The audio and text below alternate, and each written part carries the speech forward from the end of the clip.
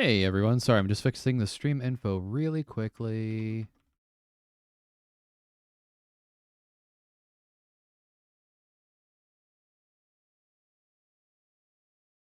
I am going to try something a little bit different for the pre-show today that I'm hoping you all enjoy.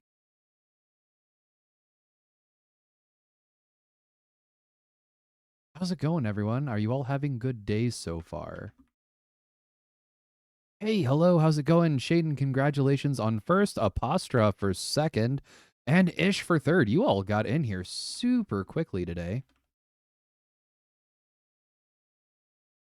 All right, that should have fixed the stream info. All right, so I have found it's a game you can only play once per day, but it's kind of a quick, short, word-based game. Yeah, Shaden, congratulations on first. That's really hard to get. Yeah, it's not Subnautica. I just forgot to change the stream title today. All right, so here's what we're going to do. I am going to switch over to, it's just kind of a short, word-based game.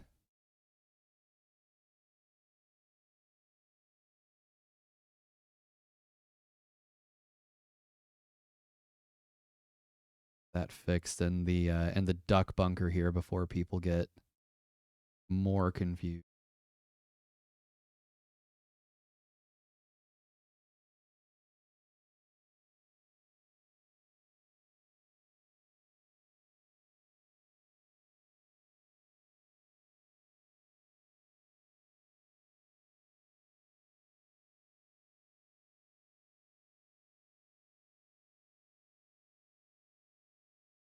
There we go. Get that fixed on there.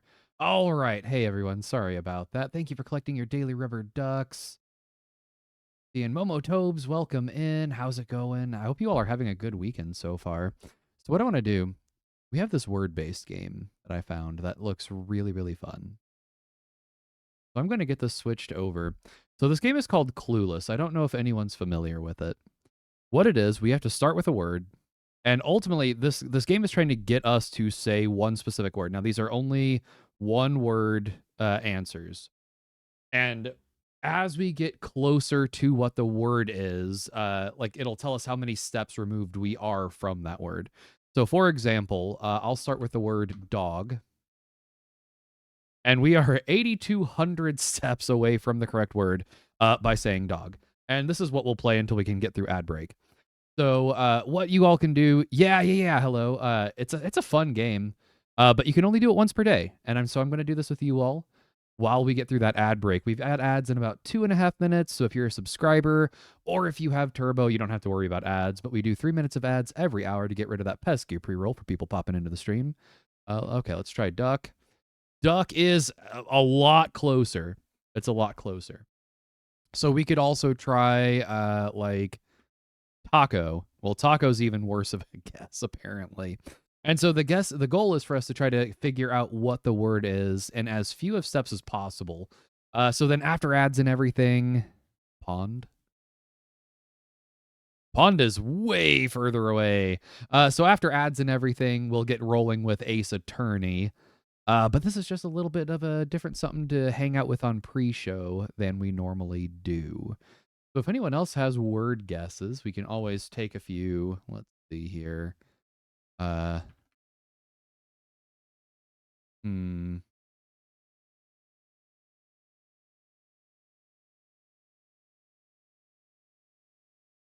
Banana. Well, so it can't be two words, hello. It has to just be one word.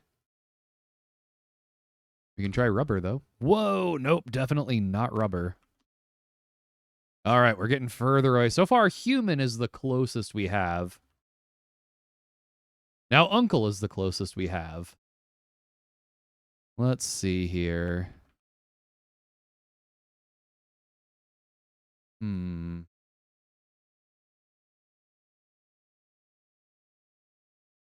Nope, getting further away again. Let's see.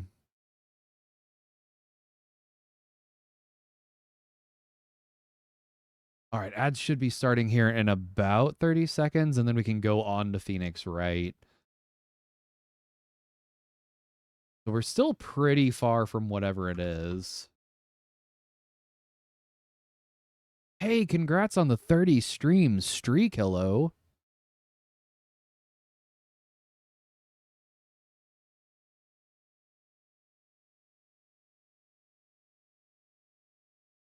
I have absolutely no idea Apostrophe, but usually it's pretty good about determining the relativity to a degree. I'm not sure how it does it. Some kind of algorithmic magic, maybe. Let's see here.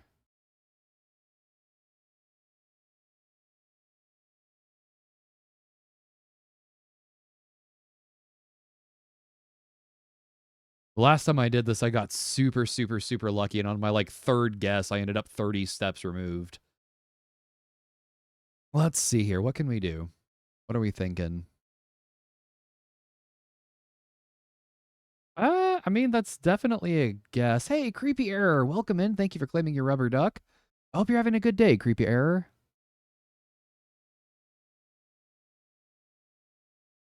Let's see here. So it seems to be kind of going in like a person.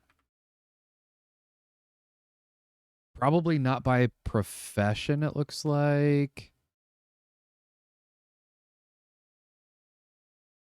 Categories game. 4 things have 5 letters that start with A. I'm doing real well. How's your weekend going, Creepy? Error? Okay, but it's related to... No, it's not like an esoteric category thing. Like it's more direct connection.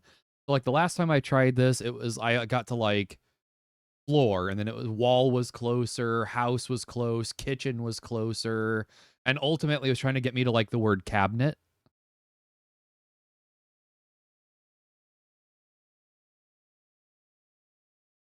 So yeah, so it's kind of guiding us right now. Child.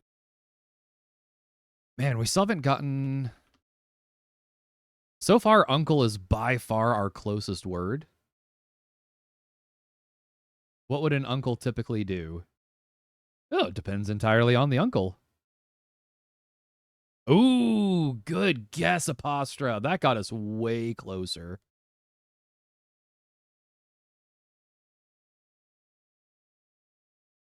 Hmm. So it's way further from father than it is to man. That's interesting. And way further from woman. So we've got father, uncle, man is closer than either of those. So this does seem to be something possibly male related.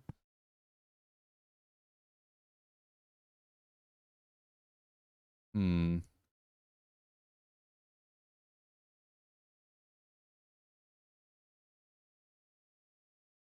What are we thinking, chat? Guy. Oh, no, not there. Hey, Kiki Bird, how's it going? I hope you're having a great day, Kiki. The patriarchy. R-I-C-A. C-A.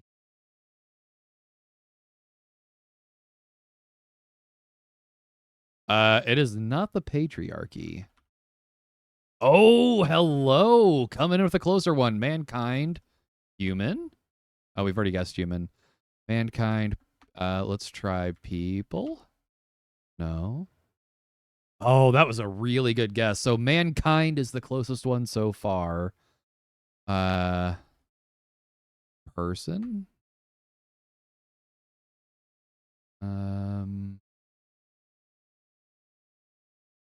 Yeah, so hello. I don't think it's going to be like that pedantic about it.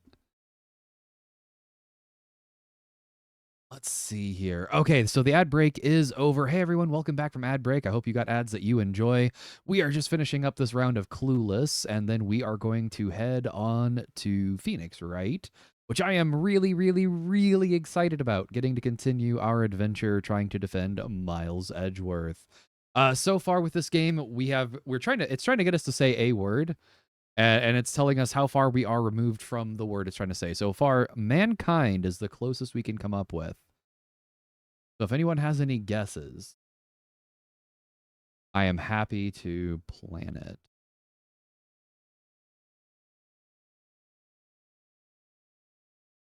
Let's see here.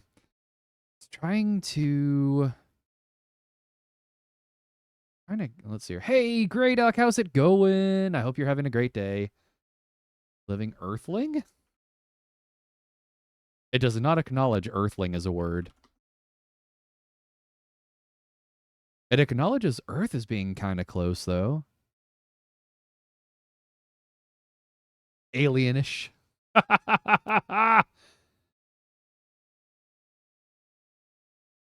I mean, alien is surprisingly closer. Just not as close as we want it to be.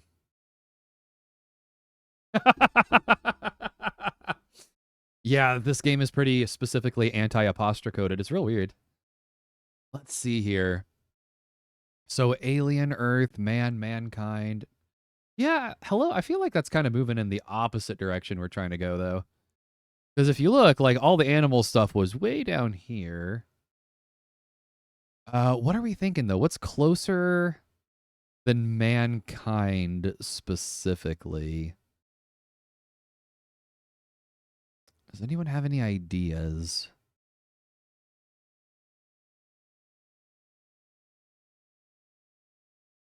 Mortal.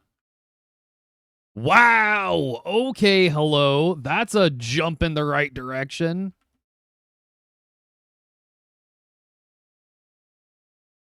Yeah, that was a huge leap. Death. That was a large leap in the wrong direction.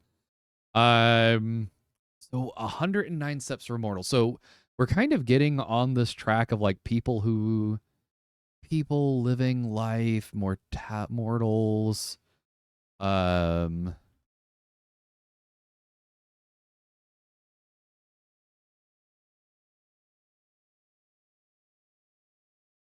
Yeah, that was a huge leap. Ish, how's it going, friend? I hope you're having immortal.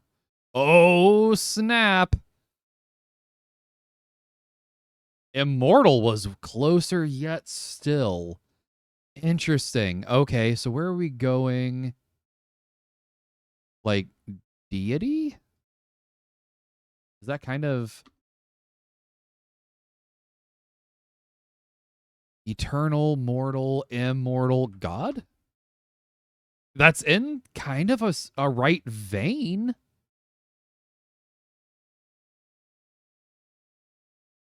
I know. I feel like this is actually kind of tricky. God, mankind, eternal, mortal, immortal. Yeah, so hello, it's not going to be just like a couple of letters difference probably unless we are like within a couple of what we're looking. Man, we are really I feel like we're so close to what it is. What are we thinking, folks? So mortal, immortal. What's throwing me off is that it's like eternal, mortal, then immortal is closer. We're kind of bouncing between the permanent. No, that's not counting. Yeah,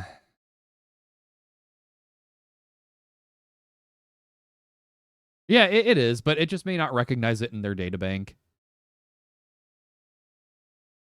we got you, Apostra. It's all right. No,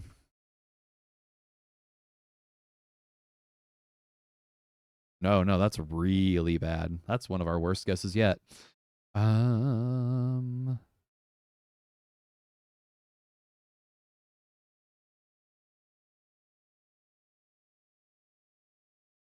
See, I feel like Shaden would be super good at a game like this, or Momotobes, but Momotobes is at work.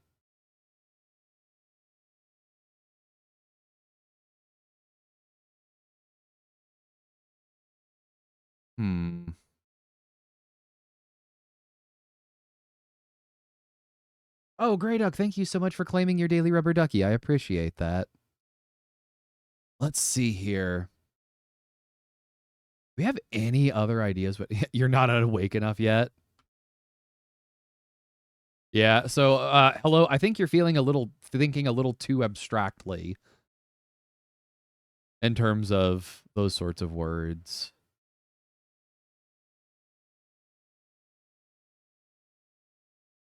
Let's see here. I think it's looking for more of a noun, is what it seems like.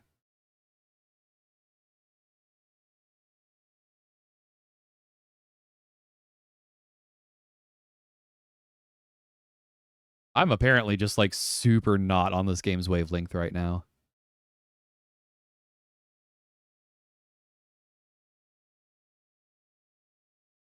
Oh yeah, Eternal was one of our closer ones, Grey Duck. We got it. It's not far. So like, but what's throwing me off is it goes from eternal to mortal to immortal. And that's kind of tripping my brain up here. Invincible? A different thing than immortal, but you can't think of it.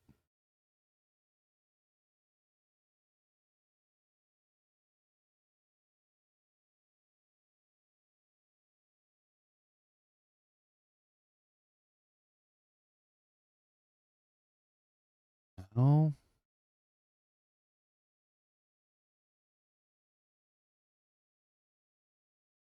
Ooh, invincible wasn't as far off.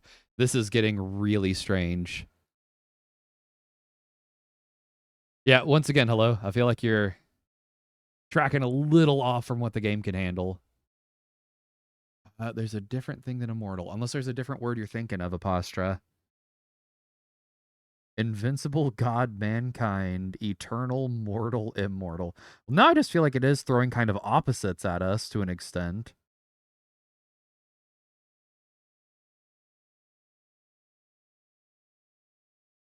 So I don't think it's actually. Yeah, we've done that one before. I don't feel like it's as directly tied to a religion necessarily. Undead? No, that's pretty far. Um, so what's closer to immortality?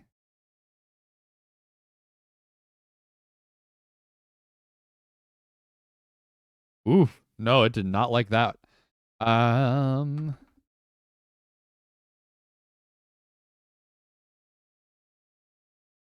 Forever's kind of in a correct-ish direction.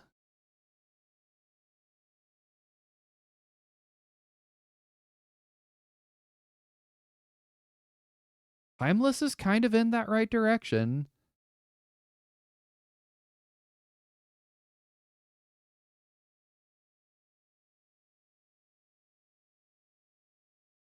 Unending is kind of in a right direction.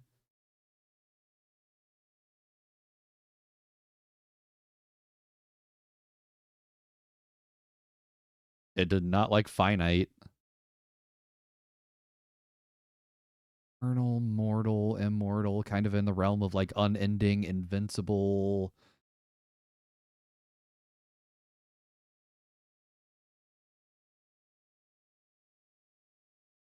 Yeah, kind of in that realm. So what's something that's like infinite?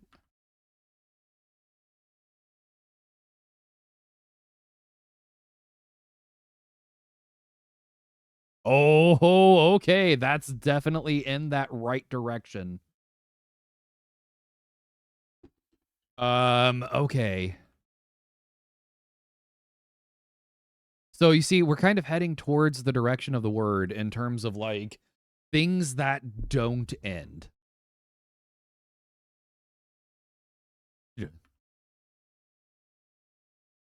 Yeah, kind of in that same vein. Oh, I feel like we're getting really close here.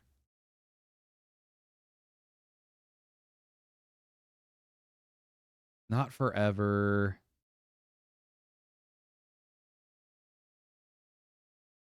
Not always.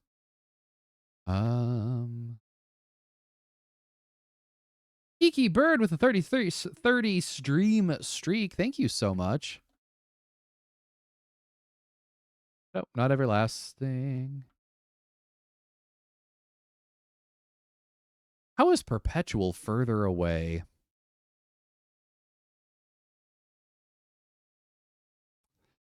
Well, I hate to give up on this, but I also hate not to get going on Phoenix, right? Maybe we'll come back to this on the next break. All right, let me get it switched over to Phoenix, right? And we'll let our brains try to wake up and marinate on this.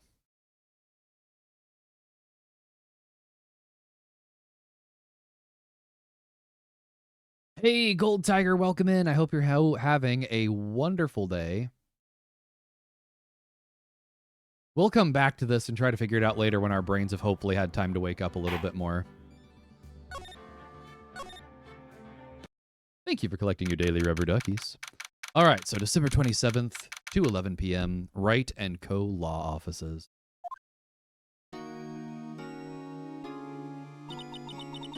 What was Mr. Edgeworth talking about?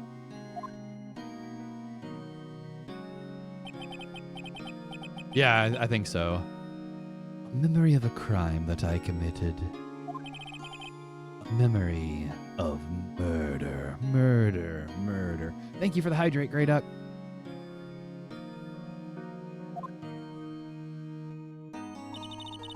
You really think Mr. Edgeworth killed? The murder. Murder. Murder. Murder. I don't believe it. Not Edgeworth.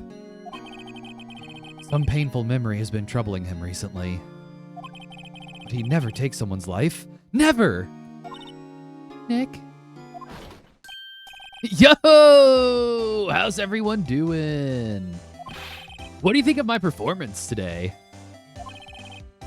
I had him swooning in the aisles, huh, Maya? Swooning? Me? Oh, yes. I do remember feeling faint.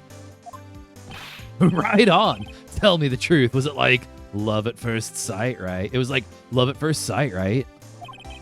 Right, Nick? Huh? Me? Well, maybe my heart skipped a beat or two.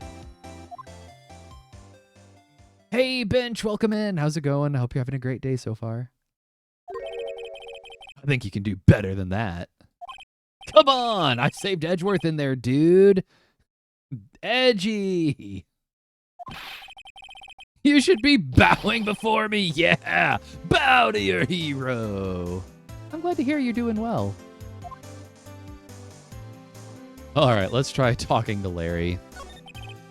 Larry, you really helped out in the trial today. You did. If you weren't there, Larry, I'm sure Mr. Edgeworth would have been found guilty. But seriously, Nick. The boat shop caretaker guy is pretty suspicious. But Edgy ain't off the hook yet. Way to spoil the mood, Larry. Hey, I'm just a guy sitting in the audience, you know? But from where I was sitting, Edgy seemed pretty edgy. I mean, can you really know he's telling the truth about that night? Nick? I don't know. But what I do know is I'm going to believe in you two until the end. Us two? Edgeworth and who else? You mean me, right, Nick? Nah, he means me, right, Nick? Yeah, you, Larry. Not me? But why you, Larry? Ducky should be no, Ducky should not be a voice actor. But thank you, hello, I appreciate it. Huh? But actually, yeah, why me, Nick? Enough with that silent treatment. I love that face he's making. Nick, why do you trust Mr. Edgeworth so much? I mean, he's changed recently, true. But when we first met him, he was kind of a jerk, don't you think? You didn't know him back then. Hey there, hi there, ho there, Heaven Guard. I was worried you were going to sue me for trademark infringement when I said that in the Discord today. Back when he wanted to become a defense attorney.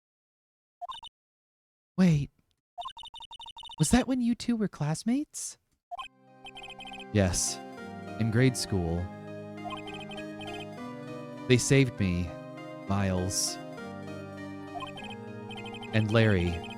They saved me and I'll never forget it. That's why I became a defense attorney, you know. What? Hey, Larry, what's he talking about? Huh? Oh, sorry, I kind of forgot. Okay, Nick, out with it. Oh, yeah, Heaven Guard, I was just being silly. I appreciate you so much. I'm gonna hear the story, and that's final. Yeah, what do you mean you forgot? Larry? Okay. It's kind of a long story, so hang in there. It was the very end of 3rd grade. I was on trial. A class trial. A class trial? You remember, Larry? Spring, end of 3rd grade. A kid in our class got his lunch money stolen. Lunch money? Our school was really small. Every month, kids would bring in an envelope with money for lunch from home. Huh, I see. Anyway, this kid's envelope disappeared with $38 still inside. Oh yeah, now that you mention it, I do remember that. I can see why you'd forget, though. Yeah, 38. I mean, that was probably their lunch money for like a little bit back then. They said it was like a month. That's a really, really good lunch rate, though. You were out of school that day. Anyway, the envelope had been stolen during PE class. I was coming down with a cold, so I'd skipped PE that day. I was the only one not in class. So, they thought you did it? Yeah. The kids in class said I should be put on trial. Trial? So the next day, we held the classroom trial with me as the defendant. This is much more traumatic than being on trial for murder, right? Oh, poor little Phoenix. I didn't do it. Guilty! He did it! Guilty! It was you! Thief! Give the money back! You're such a meanie! No one play with him! Just admit you did it! You can't hide the truth! Tell us the truth! You're not gonna play with you anymore! Haha! You shouldn't be allowed in the relay race or the library committee! Give me back my 50 cents I loaned you! Now, Phoenix, you know you shouldn't steal people's money. It's not right. In the end, even the teacher thought I'd done it. Go over and apologize, Phoenix. I didn't know what was happening. Oh yeah, Heaven Guard. I've had a lot of life experience doing the teacher voice. I was so sad I couldn't stop crying. I like his shirt. Yeah, exactly. I was a teacher. It sounds super traumatic. Everyone was staring at me like I'd done it.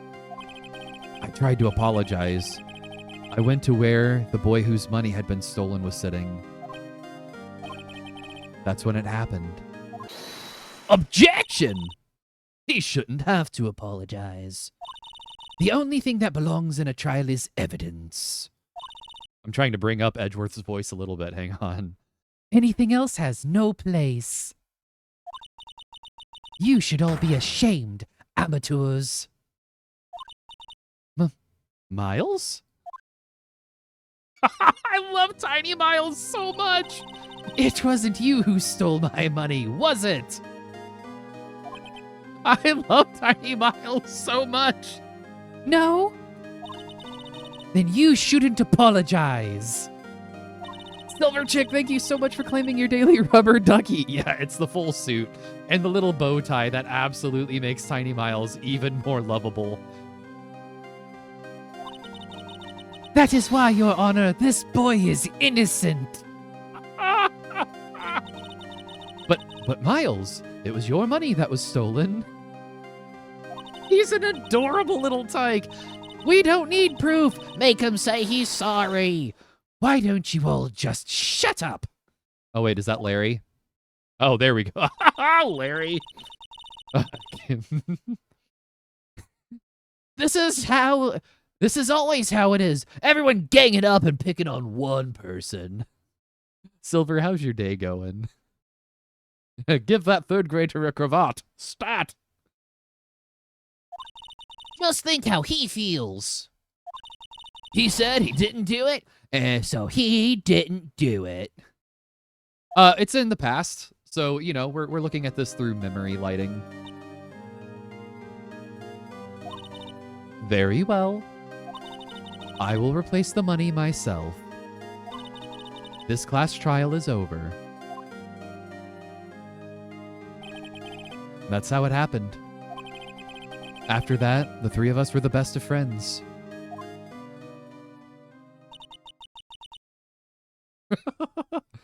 Let's see here. Yeah, absolutely. It was life-changing for Phoenix. Where'd the money go? Oh, someone got away with theft.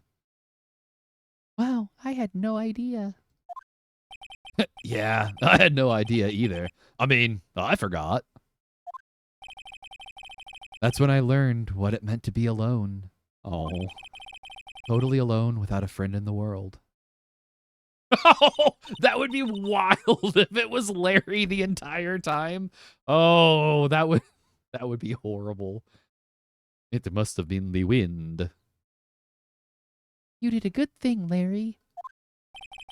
Yeah, well. I was just lucky that I took the day off from school. If I'd been there, they'd have thought I'd done it. So, I took it kind of personally, see? When something smells, it's usually butts.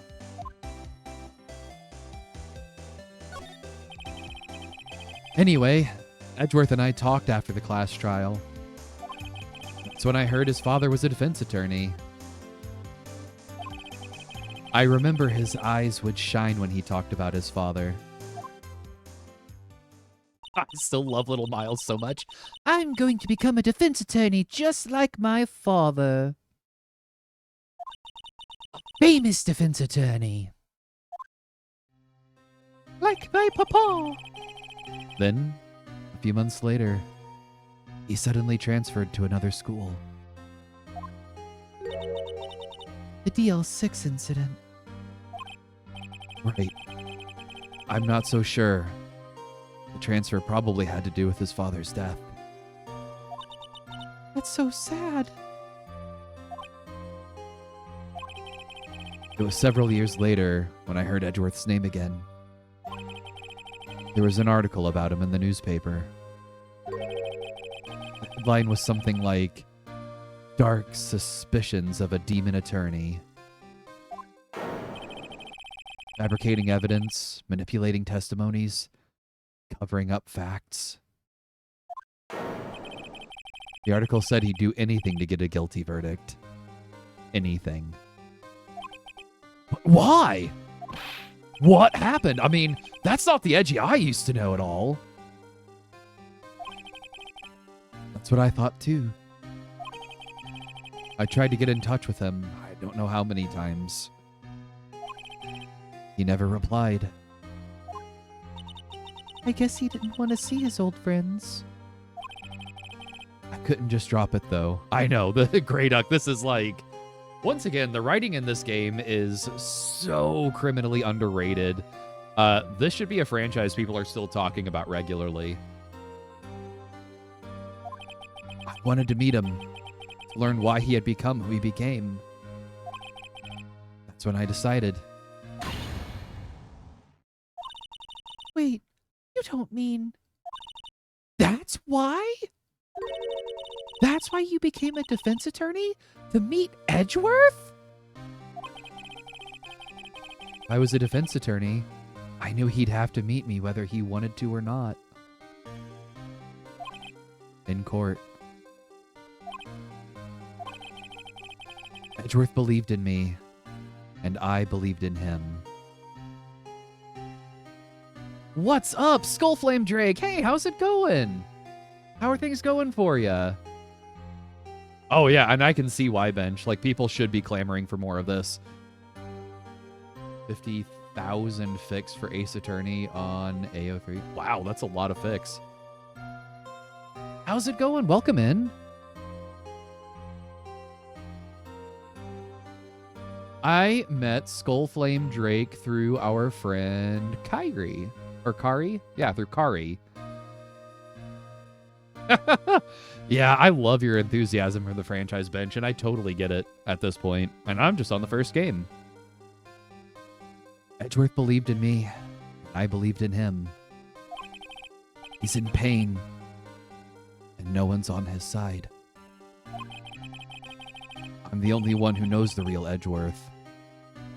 I'm the only one who can help him. Whoa, Nick. So, is that why you helped me out for free? Yes. I helped you because I believed in you. Except I don't remember saying I'd do it for free. Oh, Nick! Nick! Nick! We have to save Mr. Edgeworth if it's the last thing we do, okay? Right. Very well may be. First, there's that rental boat shop caretaker. You mean Dad? We need to find out who or what he is. I'd settle for who. I guess I can clean out some of this evidence I no longer need. Okay, let's go.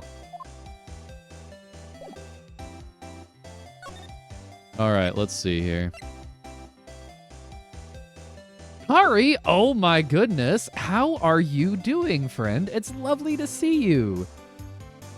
I hope you're having a wonderful day, Kari. Hey, mods, can we get a shout out for Kari, please? I've been hanging out in a lot of Kari streams lately. Super fun, very lovely human. Also streams with Skullflame Drake, who's a relatively new streamer who's currently working on trying to make affiliate. And we always want to try to help people get to that affiliate status. Getting ready to go get your mom? Oh, I hope that goes well for you. All right, so where are we going to go? Can we talk to Miles? Any theories for the case? I'm still convinced Gordy is real. I can't give up on the legend of Gordy. Oh, I appreciate that so much, Kari. Thank you. That does mean a lot to me. I won't give up on my beloved Gordy the Cryptid. I don't care if they're trying to disprove it. Let's see here. Other theories. I mean, I could definitely see the caretaker being... I can't remember the guy's name at this point. What was the name?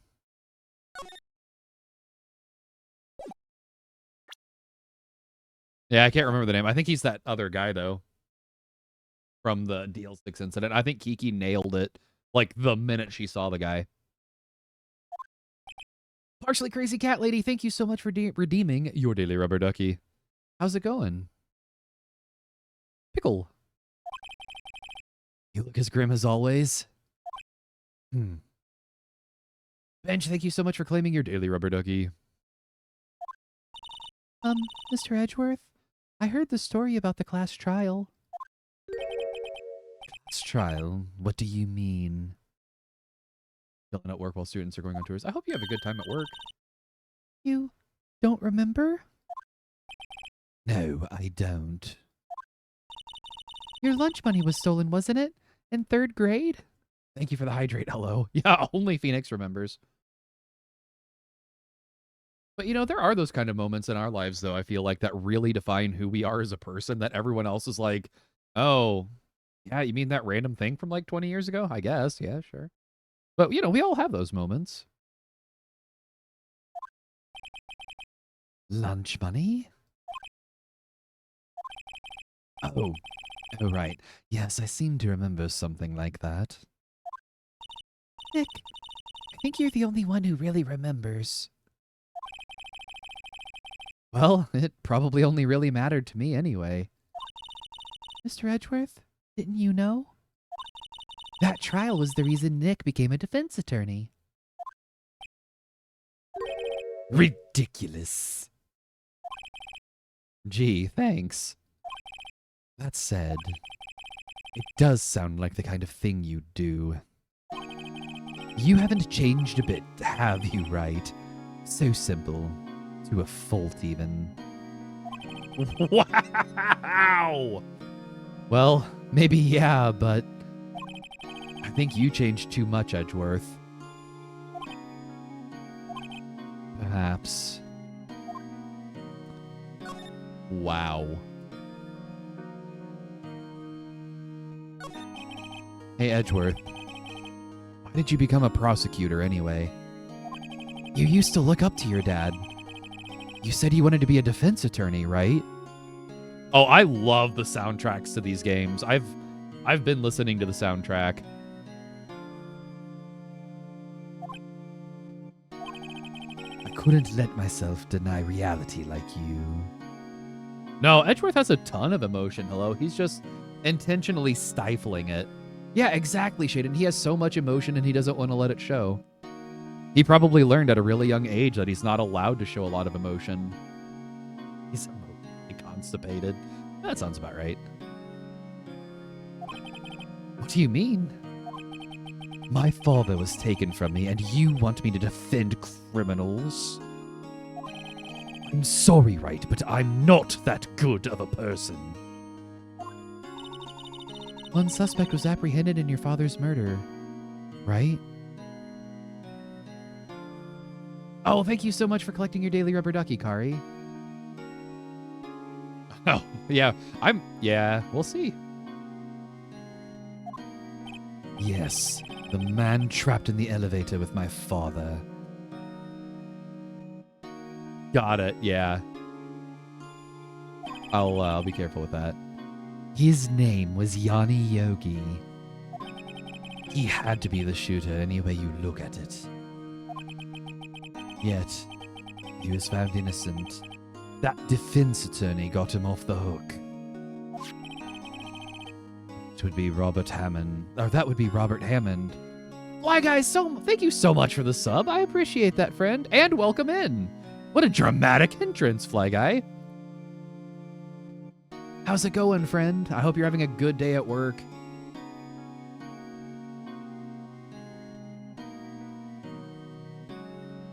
Thank you so much for the shout out to Fly Guy. Fly Guy is one of my streaming partners. We had a lot of fun playing some games last night. It's a fly, it's a guy, he's really epic. I feel like that should be his theme song, Kiki. On that day, 15 years ago. A list of spoiler-free music in the Discord. That would be super cool, Bench, if you wouldn't mind. I will say, the music from The Silver Samurai is definitely the track I've been listening to a ton. And I've been trying to be careful with it. So, like, generally, it's after I complete a chapter, I'll go back and listen to the soundtrack for a while again. On that day, 15 years ago. The three of us were trapped in that elevator for 5 hours. When we were rescued, we all suffered oxygen deprivation. Thank you so much, Bench. I lost all memory of the murder. Lost your memory? Even now, I can't recall what happened in that elevator. It was the crux of Yogi's defense attorney's argument in court. He claimed Yanni Yogi had been not of sound mind due to the oxygen deprivation. Oh, Fly Guy, you're so sweet. Yeah, absolutely. It makes a lot of sense why he has that fear reaction. We were all like, I feel like we were all getting pretty emotional about it last week. That was rough. 5 hours is a crazy amount of time, especially with your father's body. That was horrible. Yogi was released due to a lack of evidence. Innocent. That's when I changed my mind. I started to hate defense attorneys. It's your relationship with Von Karma. He's my teacher and a man who deserves respect. I learned everything I know of courtroom techniques from him. Including forging evidence. So he's like my sister was to you, Nick. He is a perfectionist in all things. In court, in his personal life. He is obsessed with doing everything perfectly. And snazzy cravats. Perfectly, huh? In all the cases he has taken on, none were left unsolved. Beautiful soul, you're doing well today. Hope your back is feeling better, and I wish you all the best. Oh, Fly Guy, you sweet human being. It is doing so much better today. Now, I'll confess that I've probably overdone it a little bit the last couple days. Unfortunately, when I tend to start feeling better at all,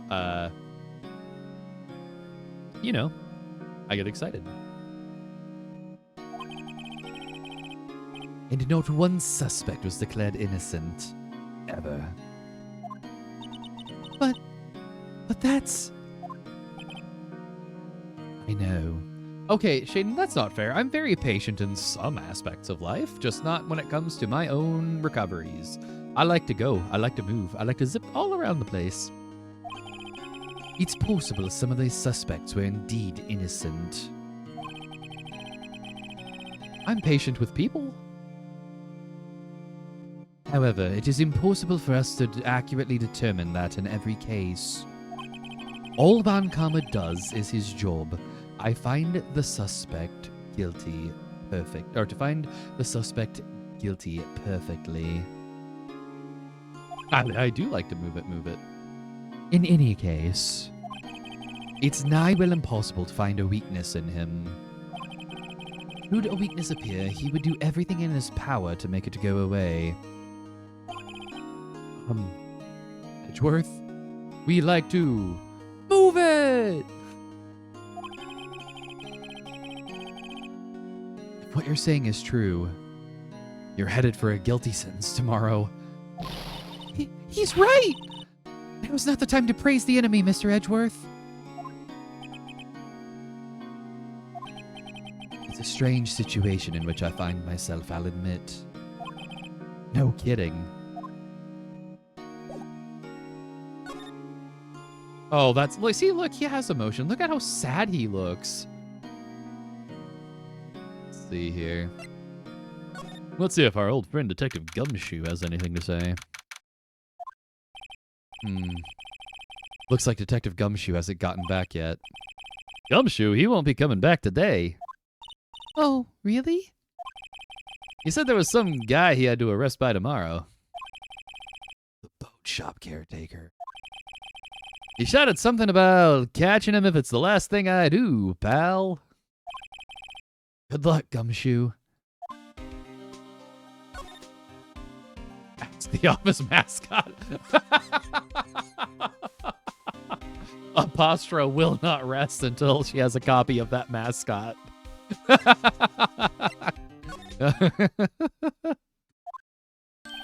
Hey, pal, long time no see. Oh, Detective Gumshoe.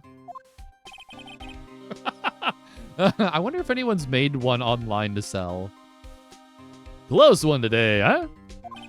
I got so worked up I snapped my tie in half.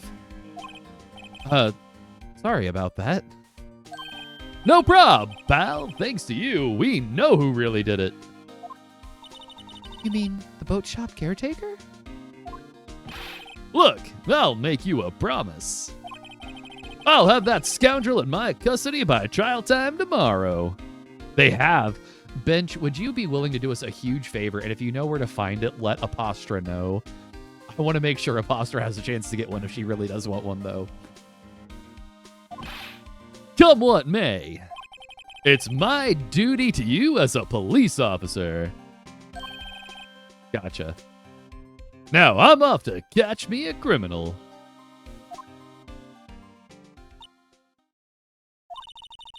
Detective Gumshoe sure is active today. Gotcha, okay. Oh, one other thing. No one can go into the woods today. The woods? Where Lotta was camping? Mel, welcome in. It is so lovely to see you. Thank you so much for claiming your daily rubber ducky. Have a good lurk, Mel. The woods are off limit to camping, and apparently the park ranger found out. He got pretty mad. No one can go in for a while. Not with that attitude.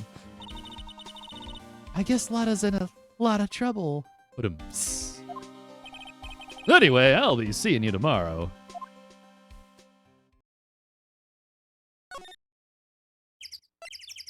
Yeah, one thing I am absolutely adoring about these games is that the characters aren't generally as one-dimensional as they want us to think. Well, not the ongoing characters, especially. Huh. The steel eyesore is missing.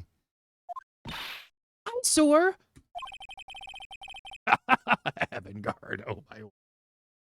Looks like the hot dog stand is closed, too. I guess Larry's too busy worrying about Mr. Edgeworth to show up for work. That Lotta can do whatever she wants forever? You know, I don't think they considered that.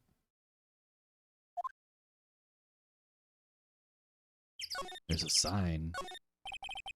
Guess Larry has today off. He was pretty happy about saving Mr. Edgeworth. Oh, thank you so much, Pickle. Even some one-case characters like D. Vasquez and Cody Hackins. I loved Cody Hackins so much. Yo, Trash Dog, it's so good to see you, friend. How are you doing today? I hope you're having an incredible day. There you go, Apostra. Pickle found you the link. True. We owe him big.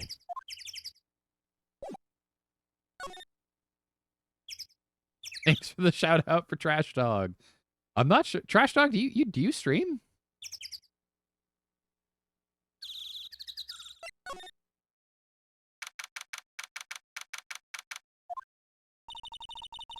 That old caretaker got away. Yep. Yeah, I'm not going to click the link myself, but... I never imagined he might be the real murderer. You made Jake play Marathon with you until 3 a.m.? Whoa.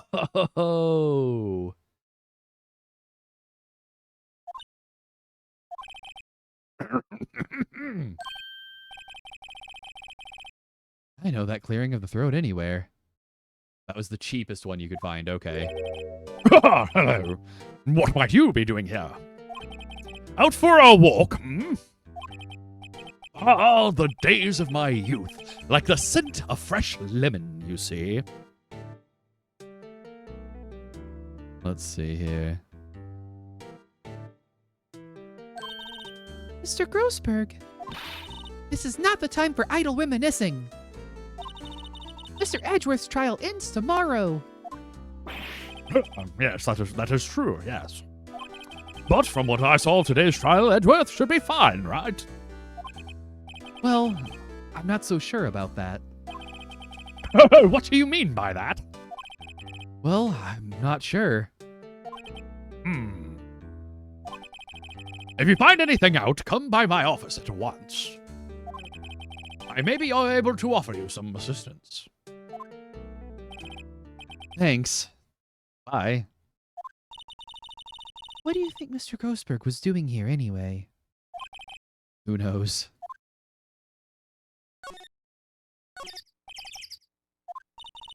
The caretaker must have run for the hills, huh?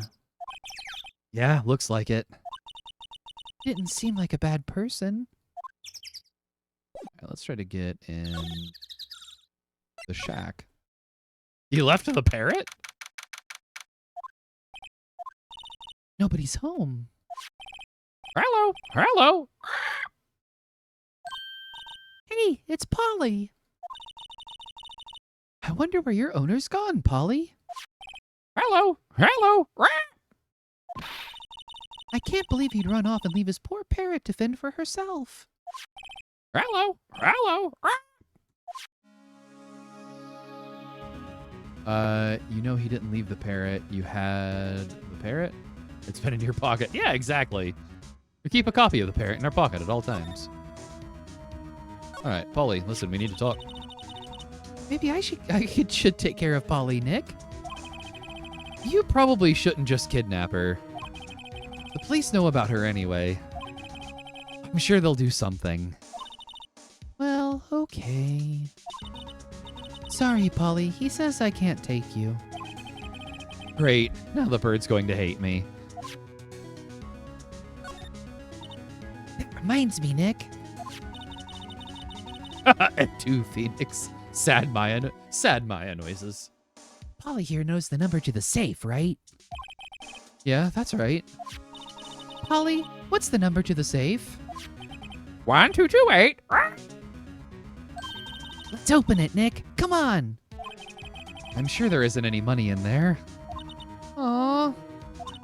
But hey, he keeps it locked, right? So there must be something of value in there. Like a case? Like some clues to the case? I'm not so sure. Okay, Nick, let's see what's in there. I guess there might be a clue or two. The only thing in here is a letter. A letter? Aw, boring. There's no name or signature on this thing. It's handwritten in very clear, precise, clear letters. Get your revenge on Miles Edgeworth? Edgeworth? Nick, why would Mr. Edgeworth's name be on here? How should I know? I'm going to read the whole thing. Get your revenge on Miles Edgeworth. It also says, this is your last chance. Now is the time to get revenge on the two men who ruined your life. It could have just been full of pasta. This is my favorite pasta. The rest of the letter goes on to describe the murder plot in detail. How to kill Robert Hammond and frame Edgeworth? Calling Edgeworth out to the lake? Getting on the boat, firing twice. This is exactly what I figured out today in court. It's all here, in perfect detail.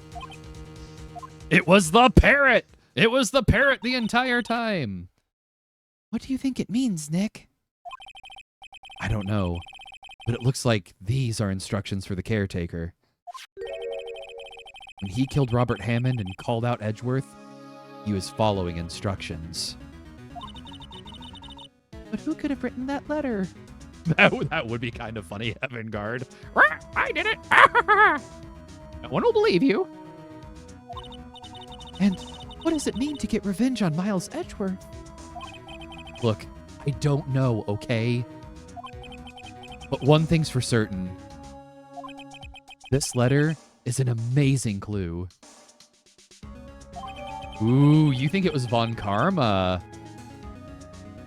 We're just gonna stuff this really critical evidence in our pocket really quickly here. Everything's cold. He didn't turn his heater on. He hasn't been back here since the trial. Let's see here. Yeah, we saw all of this. All right, let's go. We found a Blue's Clue. Poor Polly alone. Yeah, exactly. We need to take it with us. Come along, Polly.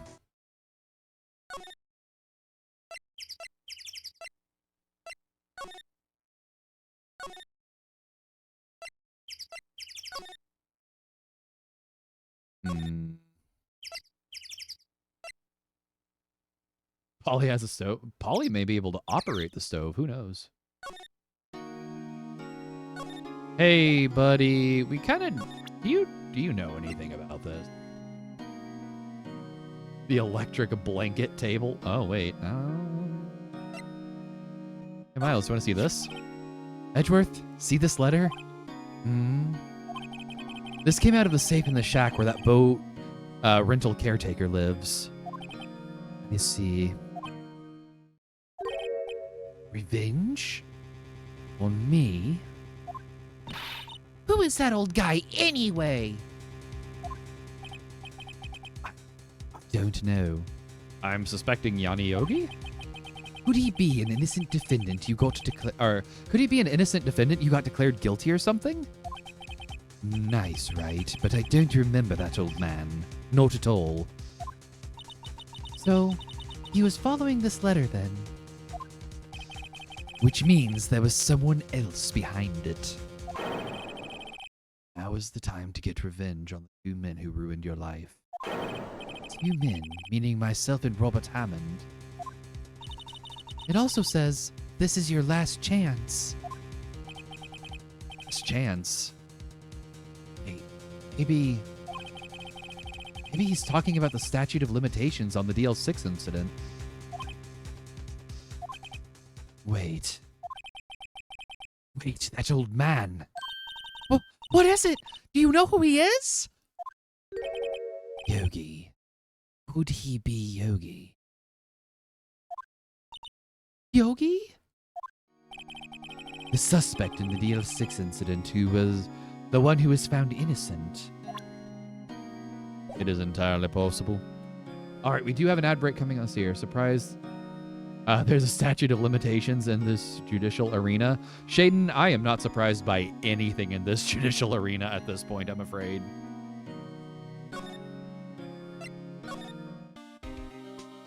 All right, let's go talk to Grossberg.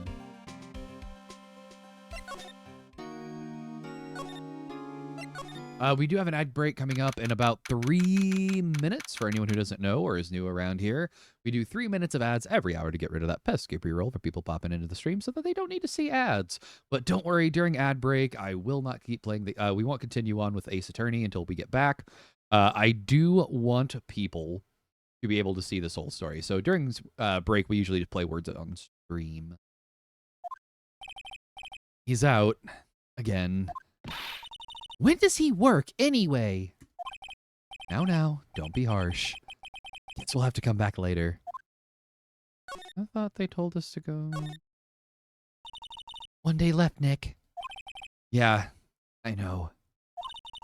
Well, no time to waste. Let's get going. What do you think we should do now, Maya?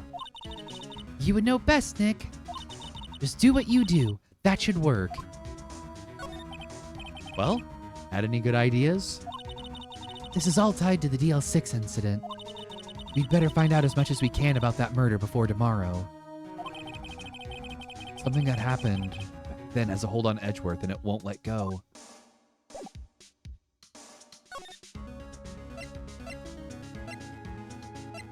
Maybe we need to go show Edgeworth more stuff.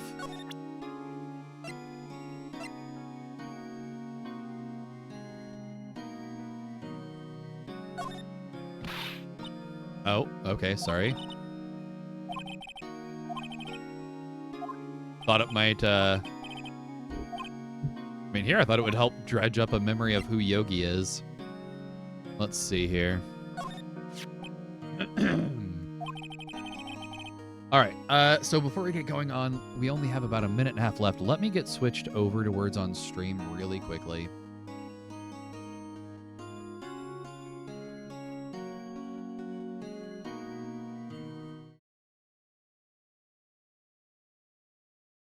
And we will see you as soon as the ad break is over, everyone.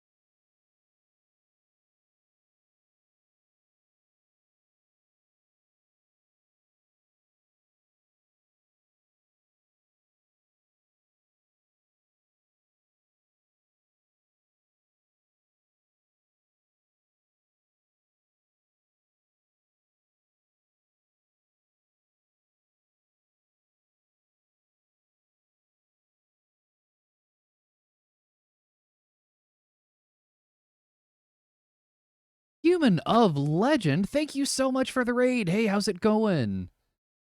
We are currently in an ad break.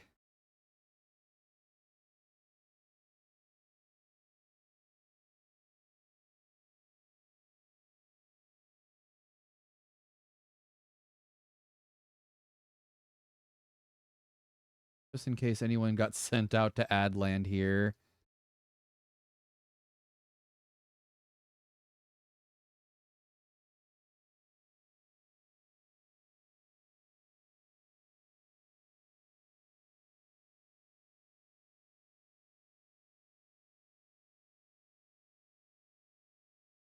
Thank you so much, everyone. I really appreciate the raid. Human of Legend, how's it going?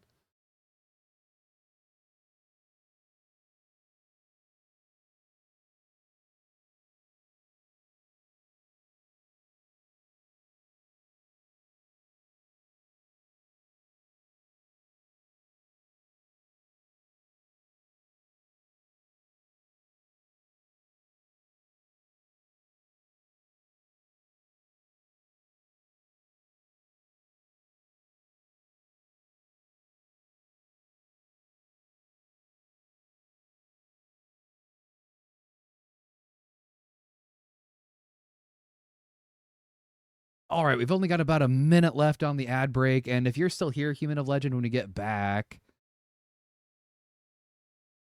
we'll chat a little bit here.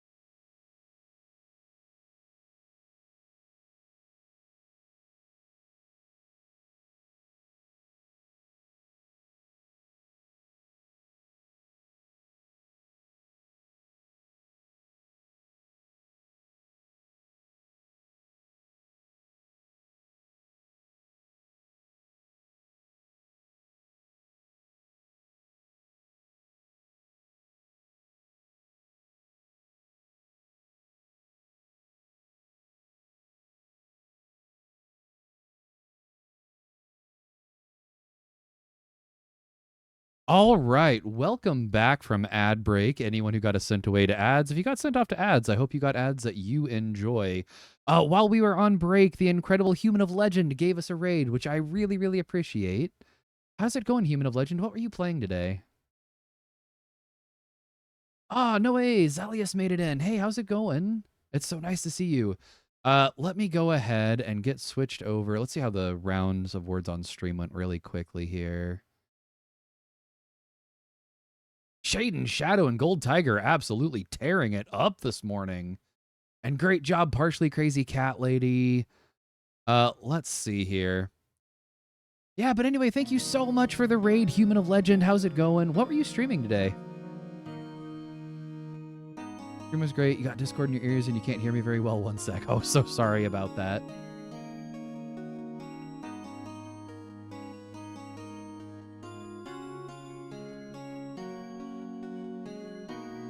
But yeah, if you get a chance, if you want to tell us a bit about who you are, what you stream, how do I get your messages come through first, Jin? Oh yeah, that was the Unicorn Gundam and the new Gundam.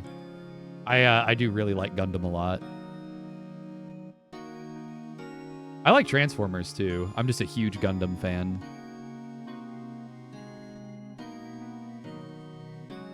All right. Well, thank you so much for the raid, raiders. Hey, and if you all need to raid and run, I always really understand. Please make sure you're taking care of yourself, getting up, stretching, all of that good stuff. Got it. No Man's Sky, working on that, playing a bunch of different games. I really need to play No Man's Sky. It looks so much fun. How was it? How did it go? Did you have fun?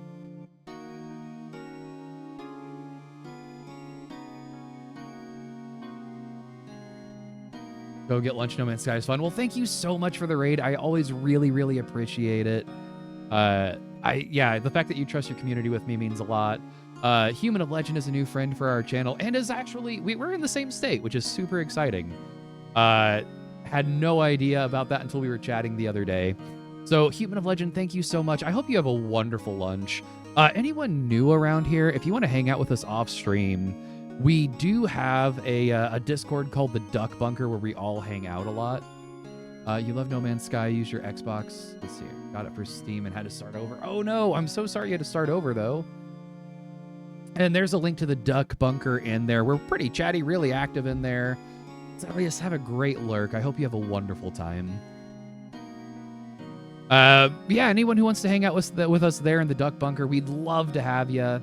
We're also very lurker friendly though, so if you just want to like see some of the chaos, that's always, we always appreciate that too. Witch Doctor, oh my goodness, let me... How's it going, Witch Doctor? I hope you had a great time this morning. It was lovely catching part of your stream this morning. I'm pretty sure a lot of us around here know Witch Doctor by now. I hope you had a great time. How was Alan Wake 2? Yeah, we are very foodie motivated. We are very foodie motivated.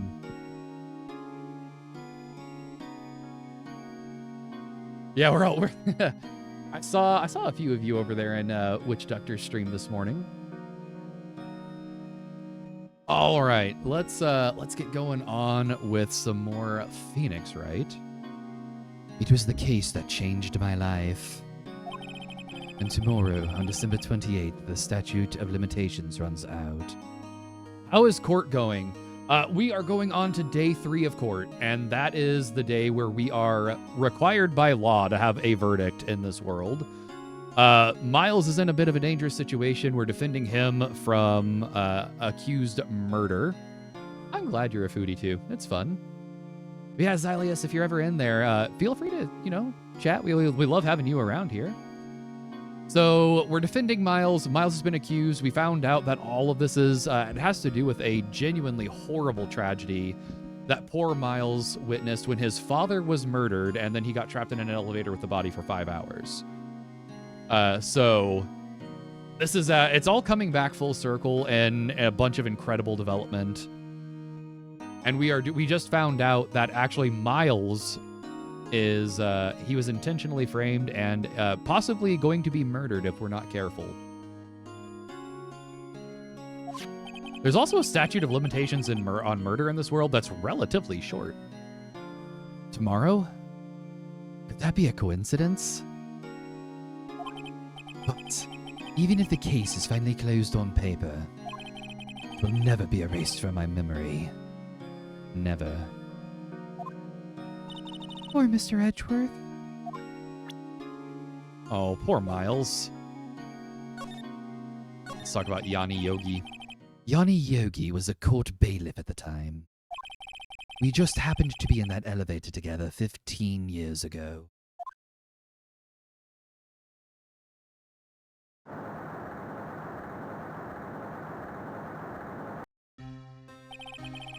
The quake was incredibly strong.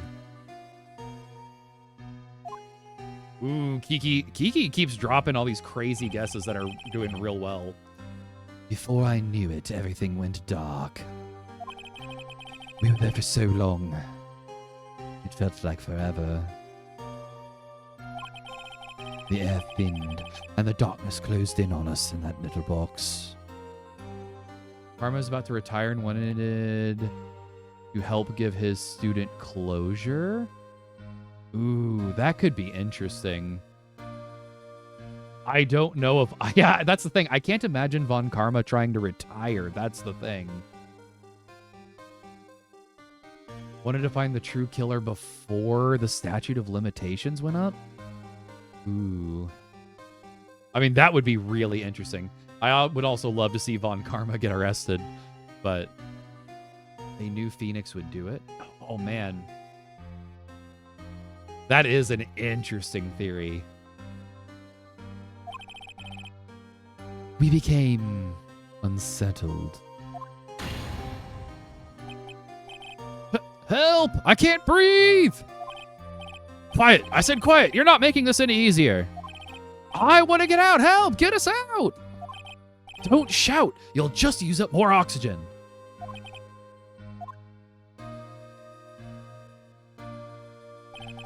That's all I remember. When I came to, I was in a hospital bed staring up at the ceiling.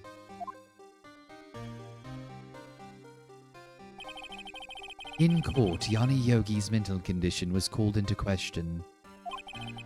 They claimed the oxygen deprivation and stress had caused temporary insanity. In the end, the claim passed the court, and Yogi was found innocent. Oh, but isn't that strange? This letter tells him to get revenge on Edgeworth. Why would he want to take revenge on you? Right. Yeah? There's something that's been troubling me with these last few days. Shaden. I don't know whether or not I should tell you. You mean the nightmare? It's a nightmare I've had. A memory of a crime that I committed. Oh no! A crime you committed? A memory of a murder. I think... What a great work, Xylius. I really appreciate you being here. I think the time has come to tell all. For the last 15 years, I've had the same dream almost every night. I wake up in a fear-filled sweat every time.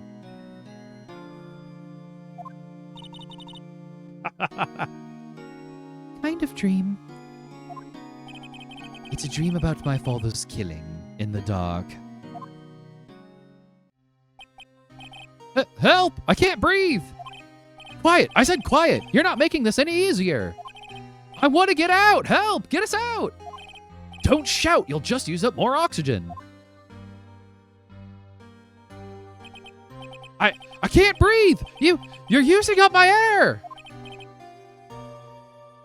Oh, wait a minute. Hang on. Kiki, you're a mod too. What? Stop breathing my air! I'll stop you!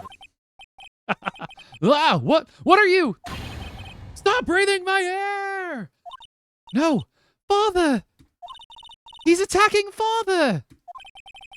Then I see the pistol lying by my feet. I don't know if it was evidence from that day in court or the bailiffs.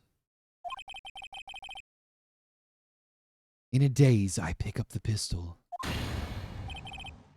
Get away! Get away from my father!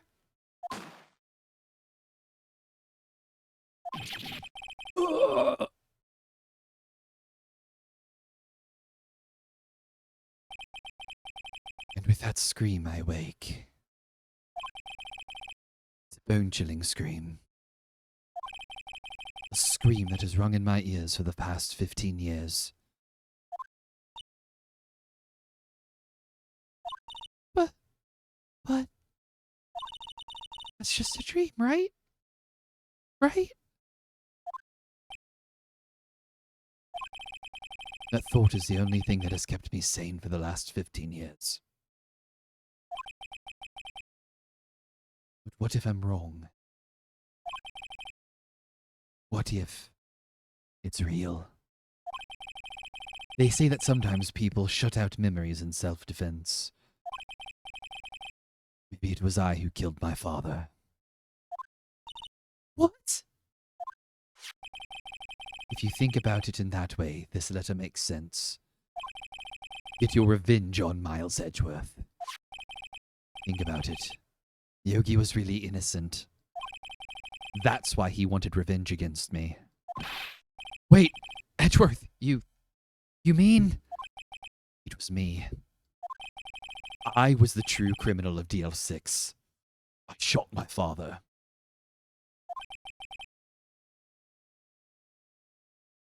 This is bad. What are we going to do, Nick? What can we do? I don't know. I don't think there's anything we can do, like it or not. If there's someone else who knows a lot about the DL6 incident, maybe. There is, Nick. There is someone who knows about DL6.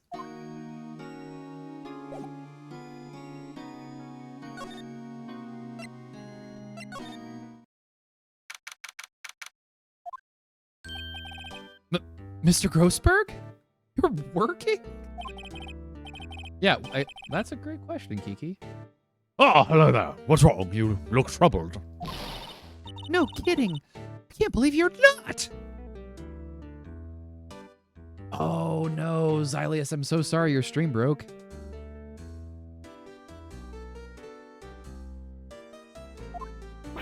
My. Just calm down and tell me what's happened. It's Mr. Edgeworth. He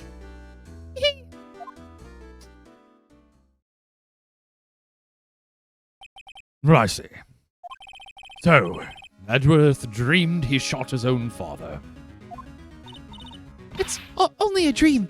Only a dream. I wonder. What? If that's the case, then why do you two look so troubled? Well, Also, consider this. Yogi quite certainly holds a deep grudge against Miles Edgeworth.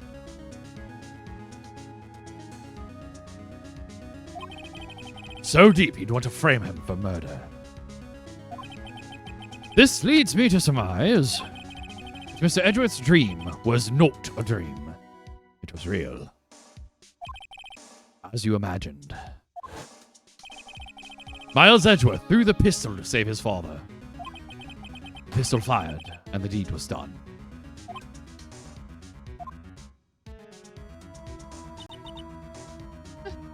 no. I don't believe it. The man holds a grudge and knows where he is right now. He knows that he is running a pasta shop. That's what he knows. And he knows that we are his children. Yogi was suspected of murder, and his career as a bailiff was irrevocably wrecked. Ah, okay. So there's his motivation for revenge that you were wondering about, Kiki. He ended up losing his job. Vengeance carbs. Vengeance carbs are the worst. He does love his bird. We love his bird. Oh, Heaven Guard, have a great lunch. I'm super jealous. You were having sushi today, right? I hope it's amazing like you are. Thus, he sought revenge on Miles Edgeworth. This was his last chance, of course, with the statute of limitations so close.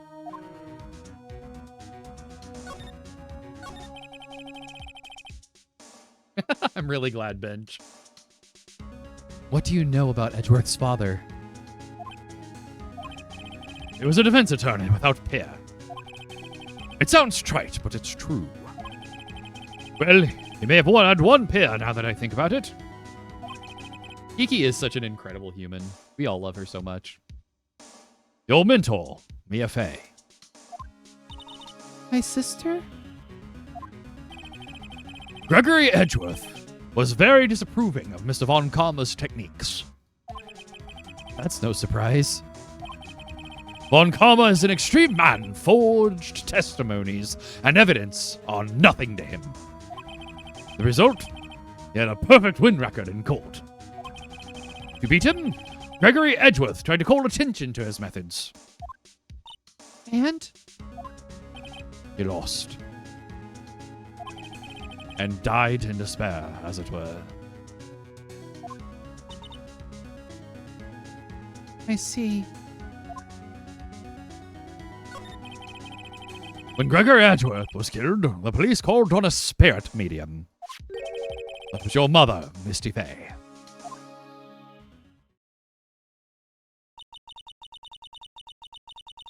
I am Gregory Edgeworth. I have been killed. The one who shot me was the bailiff, Yanni Yogi. Friend's baby shower. Oh, Kiki, have a great time getting ready for that baby shower. I hope it's a really fun one for you. Yet, Yogi was found innocent. That's when my mother left us. Everyone called her a fraud. That's right. Everyone thought she was, you see. Yet, that I think about it, it seems the one who lied was Gregory Edgeworth's ghost. Gregory Edgeworth must have known who shot him. I don't believe it. So you're saying he falsified his testimony? Verb. Edgeworth's dad lied to protect his son? It's only a possibility, mind you. But a possibility nonetheless. Ooh.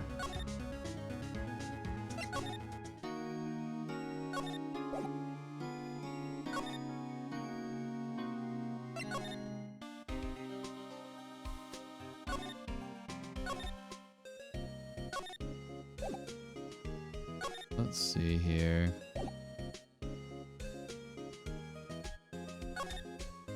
Oh, you know what I wonder? If we can... Oh, so this is the letter. It doesn't seem that Yogi was following this letter. It does seem. When he killed Hammond. Why kill Robert Hammond? Hammond was a skilled defense attorney. But he defended clients not for their sake, but for his own. Huh? His own sake? He never trusted his clients, that one. The only thing he trusted was his own ability. But he got his clients found innocent, so why should it matter? Actually, my dear, it's quite different. He won that innocent verdict for no one but himself. Yogi was a free man, but socially, he was ruined. Huh? You'll understand soon enough. Wait, What is it? this letter. I've seen this handwriting somewhere before. A long time ago. Whose handwriting was this? Do you have any idea who wrote this? I mean, we're obviously going with Manfred von Karma, right? No way. Is Kiki's tinfoil hat conspiracy gonna happen? Could it be Manfred von Karma? Von Karma? Why would he have something to do with this? Well, not sure. Von Karma. Von Karma. Wait! You're right, my boy! This is Von Karma's handwriting, I'm sure of it. I used to see it all the time on court reports. What? But that means... The one who told Mr. Yogi to kill was... Correct. Manfred von Karma himself. What does this mean, then? Why would von Karma want to frame Edgeworth?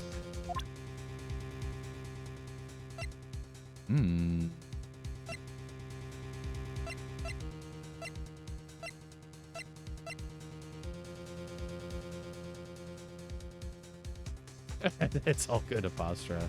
Yeah, why would you handwrite murder instructions? Well, remember, in this world, forensic evidence is not used super often. I figured. Yeah, Kiki, you are way too brilliant. All right, so we have to show something. Why?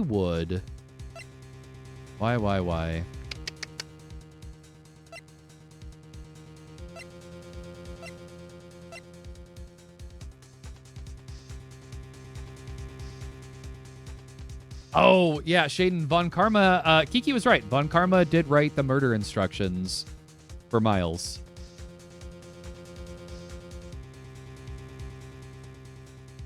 Kiki's tinfoil hat was really effective. Just saying. Let's see here. Does it have something to do with Misty Faye? That's what I'm wondering. Ah, she was a beautiful woman. I'm truly sorry about what I did. Well, welcome in Yigi the Dead Inside, a number 15 Burger King foot lettuce. Sure. I mean, that's not what I usually order if I go to Burger King, but I'll accept it.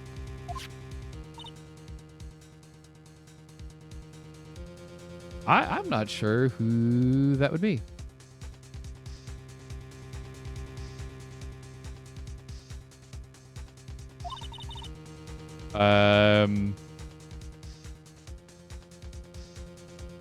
Not sure. Yeah, thank you, Grey Duck. Much appreciated. Sorry about what? I think I'll stay out of this one.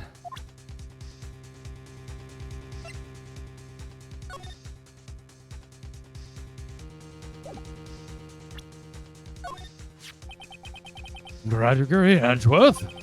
He was a gifted man. His death was truly a loss. I wonder what would have become of Von Karma were he alive. Well?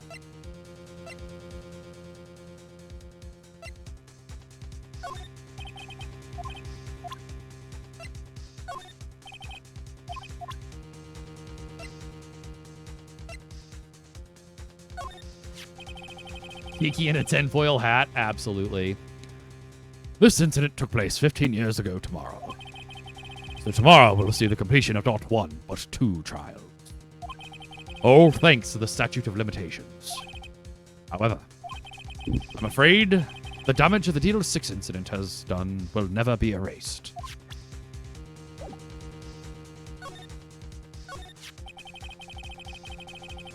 If it truly was Von Karma who wrote this letter, then he would know the truth. He would know that Miles Edgeworth had accidentally killed his own father.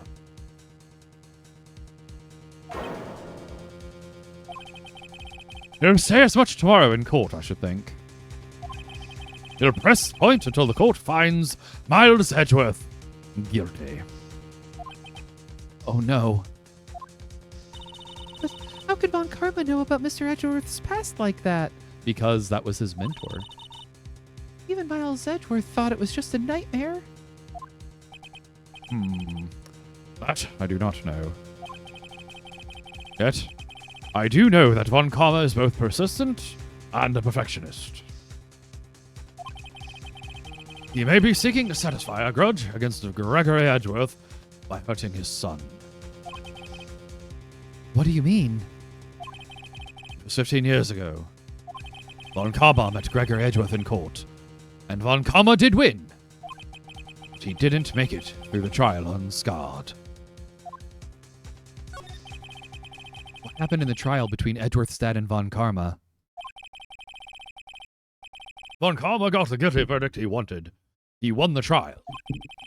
But Gregory Edgeworth accused Von Karma of faulty evidence. Although he lost the trial, Mr. Edgeworth's accusation stood. Faulty evidence? It was the only penalty Von Karma has ever received in his career as a prosecutor. Gregory Edgeworth dealt a blow to his perfect trial record. Wow. It must have been quite a shock for Von Karma. Yeah, maybe don't forge evidence. You would think that would be the default. He took a vacation for several months after that, you see. A vacation? Yes, an unusual event for the man. That was the first and the last vacation he's taken in his many years of prosecuting. Really? He doesn't take vacations? Does that surprise you? Like, go to the sea or, to the mountains? Don't tell me he's never been to Europe!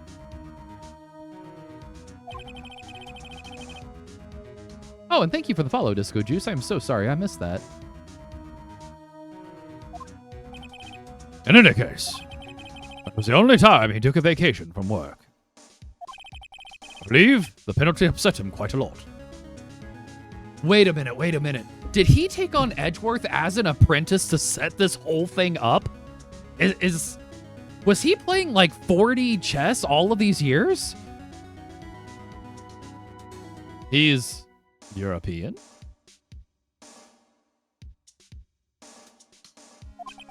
I mean, I voice him as Europe. I voice some of these people as European, but they very well may not be.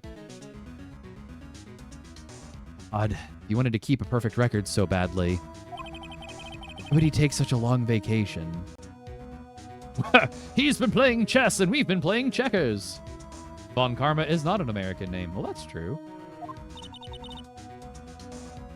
But he could have carried his... Oh, thank you for the hydrate, Play Guy. He could just be carrying his family's last name.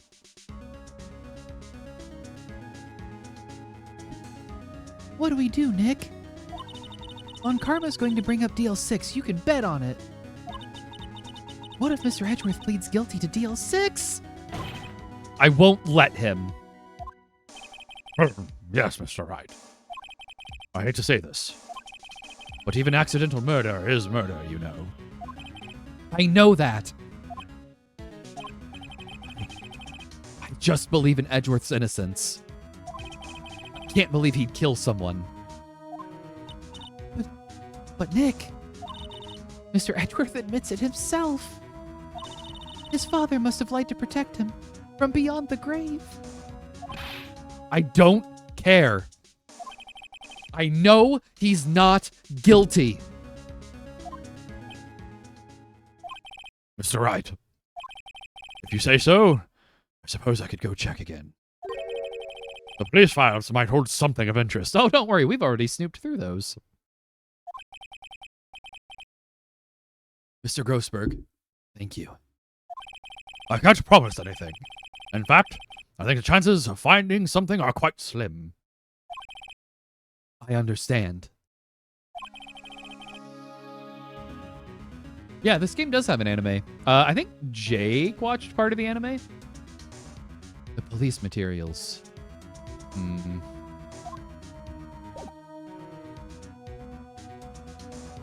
The voice acting for Red, White, and Japanese is so funny. Yeah, after I'm done playing through these, I'll go watch the anime, but I don't want to let it influence my decisions here.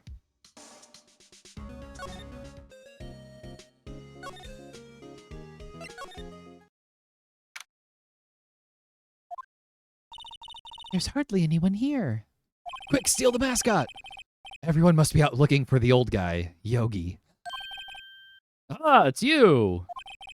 I don't think Gumshoe will be back today. Oh, I have no idea, but, you know, if some of the characters appear, I don't want to let it influence how, like, my choices for the voices and stuff.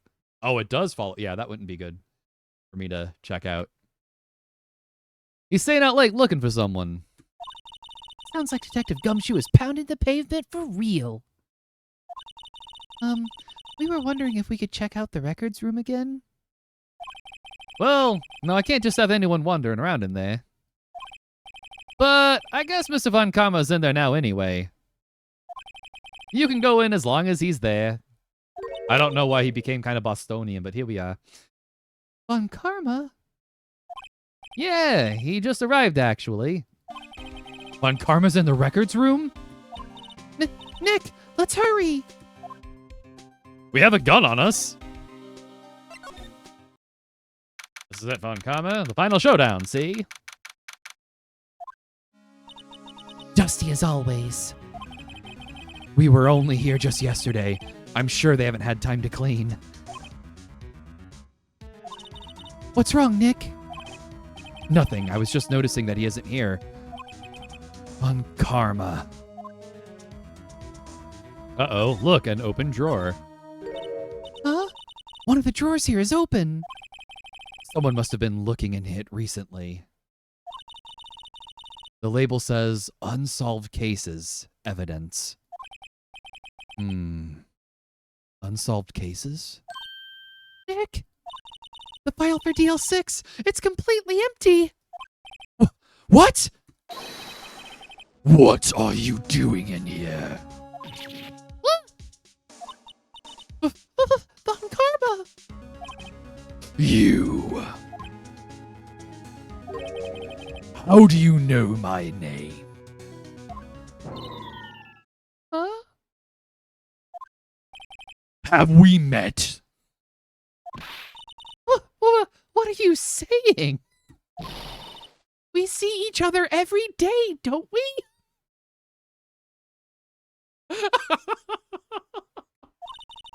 We're Miles Edgeworth's defense team. Defense team?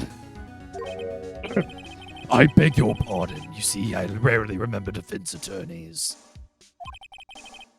They are like bugs to me. Needless things to be crushed. I can see how this guy was Edgeworth's mentor.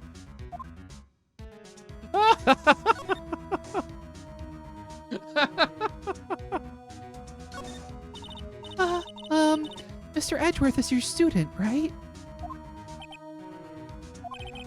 A romanticist who still can't shed that veneer of amateurism. Just like his father, always second rate. Mr. Von Karma, you had an axe to grind with Mr. Gregory Edgeworth, didn't you? Me? A grudge against a mere defense attorney? Why? Because he dealt a blow to your otherwise perfect trial record? So you did. But what I don't get is, why did you take his son under your wing afterwards? The son of your most bitter rival. That, my dear attorney, is none of your business.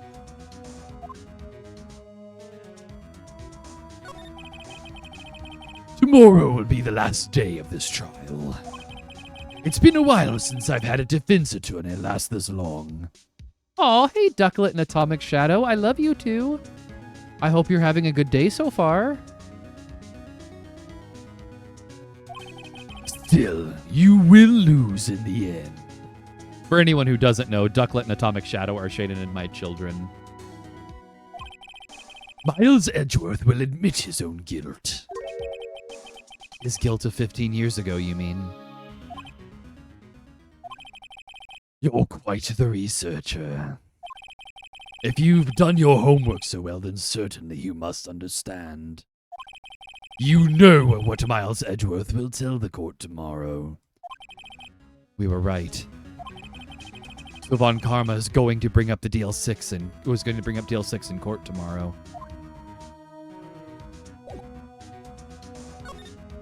No, under his arm.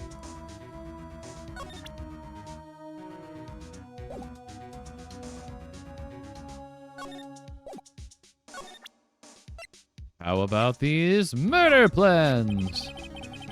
Mr. Von Karma, have a look at this. This was you, wasn't it?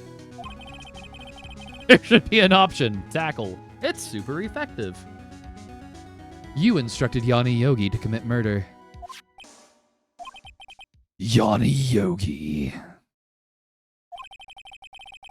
How many years has it been since I've heard him called by that name? He's a fool. I told him to burn it after he read it. Oh, what?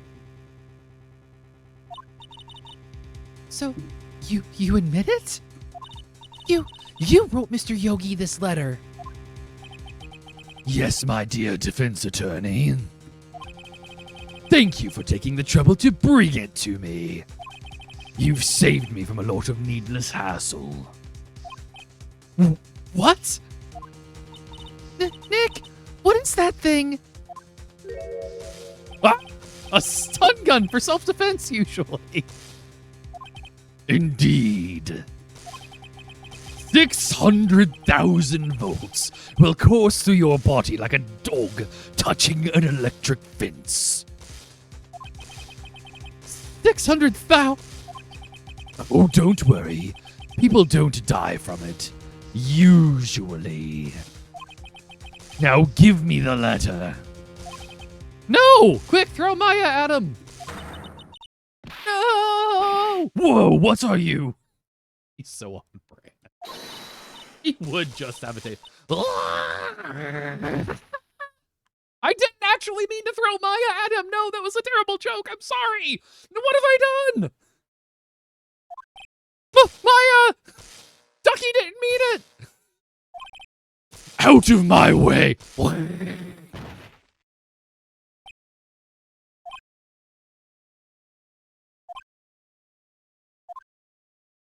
We are in a police station being assaulted with a taser. You got us. The letters got gone, of course. And he took the deal 6 evidence. All of it. Back to having no clues. Wait. Maya jumped first. Maya! Is she okay?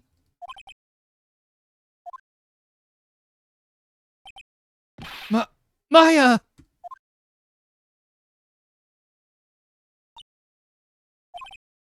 Maya, open your eyes!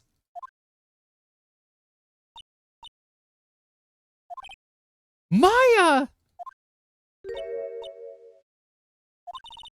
The letter. Did he take it? Huh? Oh yeah. Are you okay?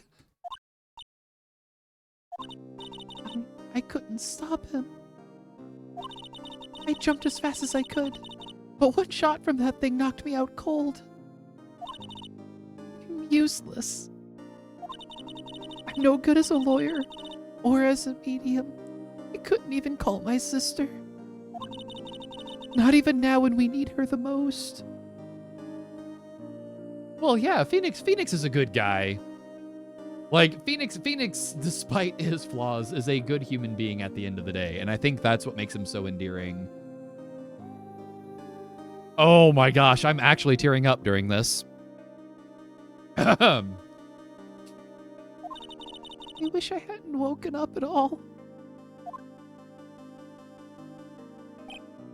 Maya! There has to be some way I can help her. I better do something about her self-confidence first. Maya! She's holding something.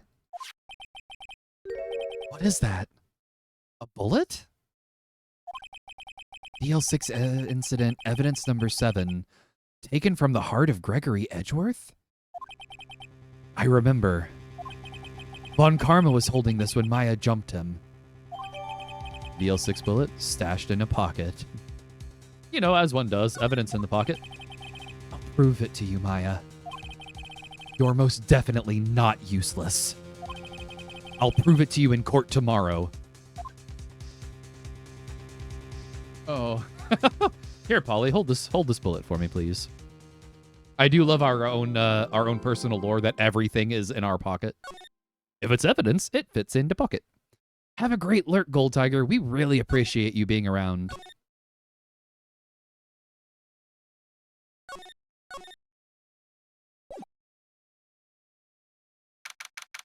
December 28th, 9:51 a.m.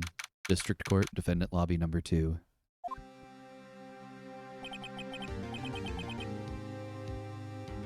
Of that investigation section. I mean, I was actually tearing up during the Maya section.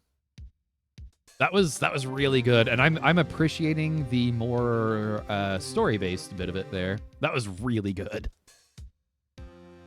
This is it. Judgment Day. Today, things are going to get settled at last. A lot of things. What's the big idea? Sorry, Nick. I only touched your shoulder.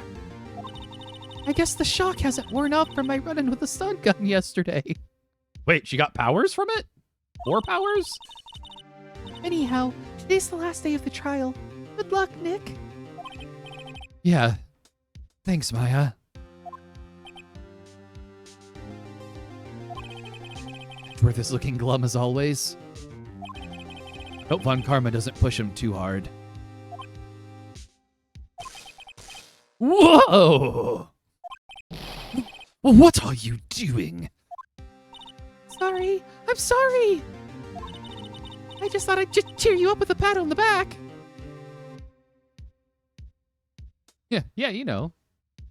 Just that internal charge she got. She now is an X-Men. Maya, maybe you should go outside and discharge.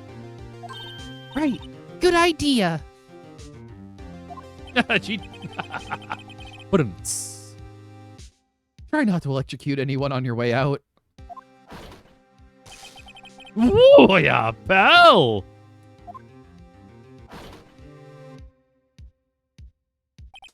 What's gotten into that girl? Detective Gumshoe? Morning, Mr. Edgeworth.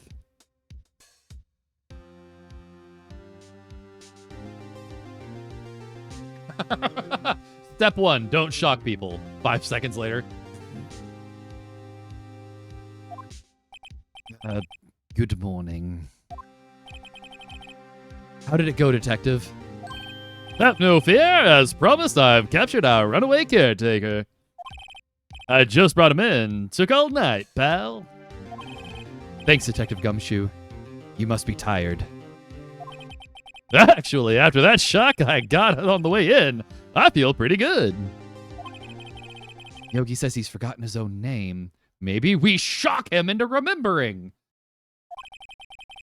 Has to be a lie. Why would he want revenge on Edgeworth if he couldn't remember his past? He does remember, and I'm going to prove it. By shocking him? All right, here we go. Court is now in session for the trial of Mr. Miles Edgeworth. The defense is ready, Your Honor. The prosecution is ready. Right, very well. We have reached the final day of your proceedings in this trial, I ask that the prosecution submit decisive evidence. Understood. Come on. Don't be awed into silence by every little thing he says. Very well, Mr. Von Karma, your opening statement. Right. Thanks to Detective Gumshoe's efforts, the boat rental shop caretaker has been arrested. In yesterday's trial, the defense asserted that the caretaker was the murderer. Well, thank you, Shaden. Shaden brought me tater tots with cheese and bacon. That looks delicious. However, the caretaker has yet to confirm this. I would like to ask the defense to cross-examine him as much as necessary. Very well. Please bring the witness into the courtroom. Yep. Ladies and gentlemen of the court, Thank you for the hydrate, Grey Duck. I believe you all remember our witness. He lives in the boat rental shop on the lake, from where he witnessed the incident. In addition, he has currently lost his memory and his name and identity. Witness, why did you run away yesterday? And he is having a lovely nap. The witness was not running away, as he will now testify. I see. Very well, please begin your testimony. Hmm?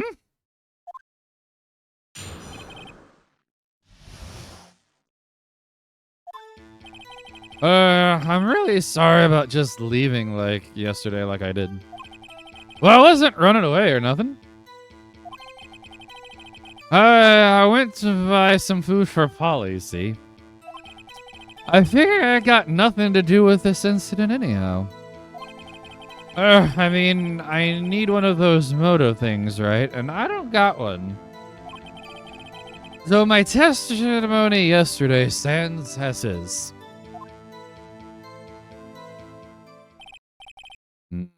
Very well. Let's begin the cross-examination, shall we? He has to know his name.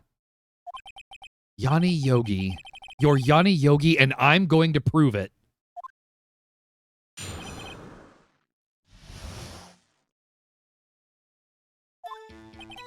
All right.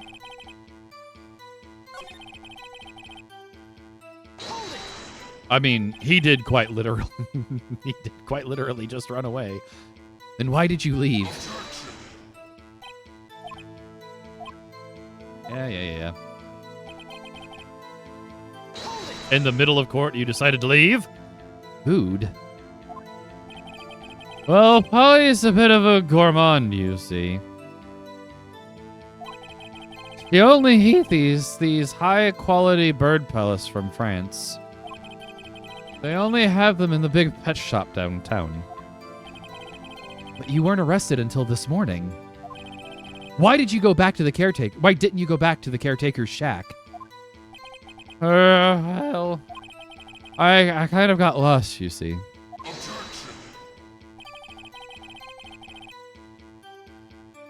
The witness has trouble remembering things sometimes. When the police apprehended him, he was on his way back to the shack. Yeah, right. Nice try, Von Karma. No one's going to believe that, except for the judge. I see. So he was lost. Please, Your Honor, come to your senses. Ugh.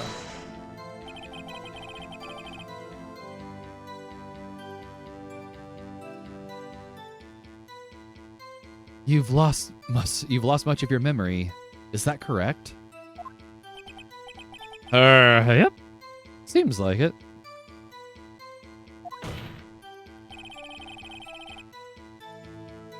Then how could you know that you didn't have anything to do with this incident?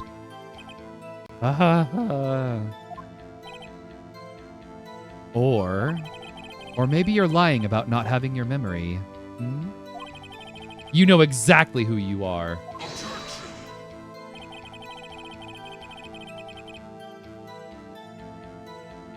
The witness has testified quite clearly that he has no memory of who he is. If you claim he's lying, then show the court proof. How am I supposed to prove what's going on in that old codger's head? That's impossible. I'm glad you've come to your senses, Mr. Wright. Very well, witness. Please continue. Welcome back, Shaden. I mean, I need one of those motive things, right? And I don't got one. How can you say you had no motive? I say you do. You had a grudge against Edgeworth and the victim, Robert Hammond. That's why you took revenge on them, right?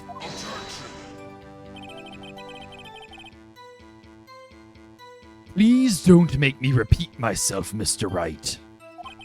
This witness has no memory of anything beyond several years ago. He can't hold a grudge. It's impossible. I have to prove he's lying about his memory. Otherwise, it's going to be the same thing over and over until the trial ends. Might I say something, Mr. Wright? Yes. Yes, Your Honor. Why are you asking our permission? You've been saying the same thing now over and over. You've been calling the witness's memory of the past, or lack thereof, into question. But does this really have anything to do with the current case? Of course, Your Honor. The witness has said that he has nothing to do with this case and no motive. Both of these statements are lies. Order. Order. Mr. Wright, this is a serious problem. There is a serious problem with your claim. Or are you saying you know who this witness is? Of course, Your Honor. Now this is interesting. I would like to know myself. So who is he? Don't play dumb, Von Karma. Mr. Wright, please tell us this witness's name. It's Robert Hammond, the guy who was murdered at the beginning, clearly. His name is Yanni Yogi, a former court bailiff. Yogi, that name seems familiar. Oh. Yanni Yogi from the DL6 incident? It figures the judge would have heard of it. It was such a famous case. But what does this mean? Your Honor, if this man is Mr. Yogi, then he has a clear motive. Tisk, tisk, tisk. Jumping to conclusions again, Mr. Wright. This man, this witness is Yanni Yogi. Fascinating. However, how do you propose to prove this to the court?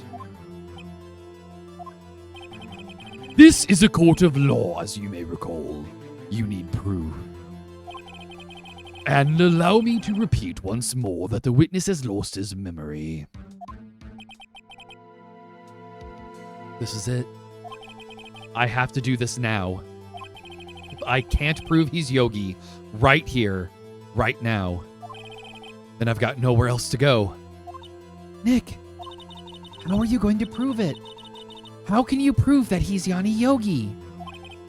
It's okay. It's actually quite simple. Your Honor, please take this man's fingerprints. Then we'll compare them to the fingerprints on the file for Yanni Yogi 15 years ago. I see, that makes sense. Tisk, tisk, tisk. Huh? I'm so very, very sorry, Mr. Wright. Why? The witness has no fingerprints. What? What? No fingerprints? You see, before I worked as a caretaker, I worked at a chemical plant. I burned my fingerprints working with the stuff. Yep. What? Yogi, you sneak. You burned your fingerprints off to hide your past. Well, if the witness has no fingerprints, I guess we will not be able to prove his identity. All right, we've got an ad break coming up in just a minute and a half for anyone new around here. We do 15 minutes of ads We do 3 minutes of ads every hour to get rid of that pesky pre-roll for people popping into the stream. If you have Turbo or are a subscriber, you don't have to worry about ads. We're going to play some words on stream while that's going on. Otherwise, I do hope you get ads that you enjoy. We won't be progressing the story during that time, so let me go ahead and get some words on stream ready.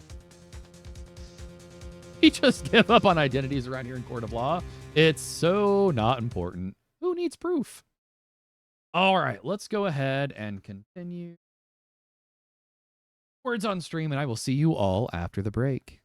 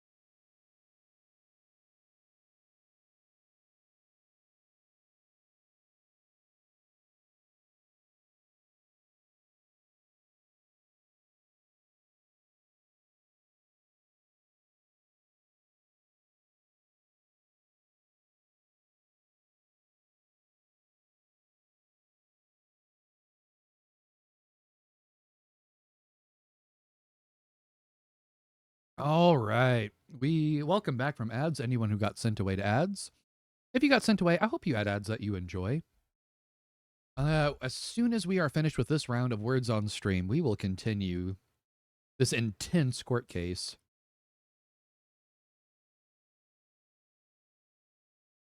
See how those rounds went.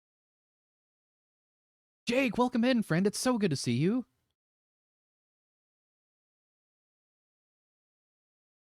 Shade and oh man, you all were crushing it. Good work, everyone. How's it going, Jake? Jake, it was so much fun playing Repo with you on stream last night. That was a good time. My first time ever playing Repo. That was a wild game. You and Kiki both.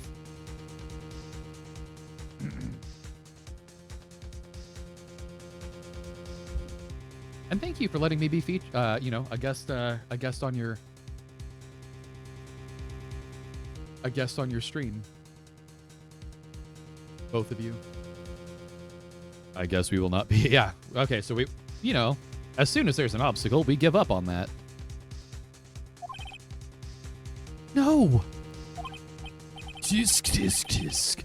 Well, what will you do now, Mr. Wright?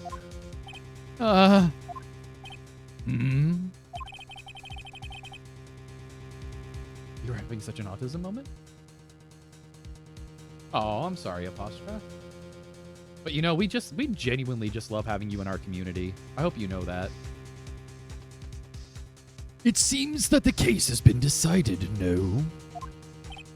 No! I know what happened. I know everything. I just can't prove it. Fly Guy, that's because you're part of our community and we all love you too. But no, I can't let it end like this. I can't lose. There has to be another way. There is no one who can testify as to who this witness is. No one! Oh yeah, that was a crazy good time. And there's 500,000 clips between Kiki and Jake's channels that Shaden took last night. Nick, what are we going to do? Shaden, if you get a chance, can you upload some of those into the Duck Bunker today? I didn't even consider that he might have erased his fingerprints. What do I do? Thank you, Jake. I'd really appreciate that. Edgeworth knows who he is. He didn't seem to, but I have an idea. Well, Mr. Wright, perhaps you'd like to cross-examine his parrot for a little comic relief. Hmm? Yes, I would. Yeah, very funny. He's a sore winner, Von Karma. Wait a second. Let's examine his parrot? Oh, what is it, Nick? Let me just pull it out of my pocket. No, you're not going to. Your Honor?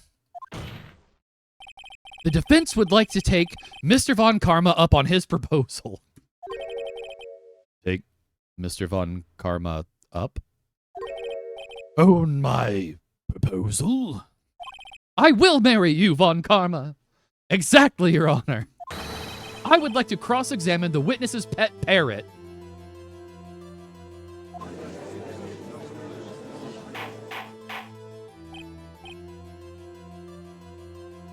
Oh, thank you so much, Gold Tiger. That is so kind of you to say. Order.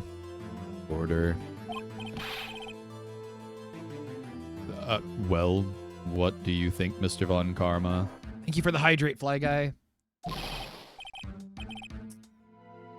Need you even ask? This is a farce. I object. Wait a second. You were the one who suggested I cross-examine the parrot, Von Karma. I have a right to do as you suggested. Oh, thank you, Bench. That means a lot, especially coming from someone who knows so much of it.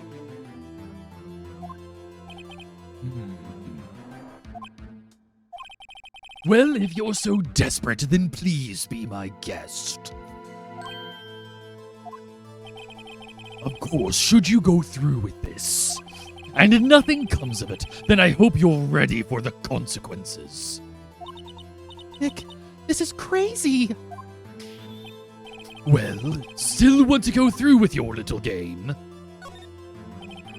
He's scared of the parrot. Let the parrot take the stand.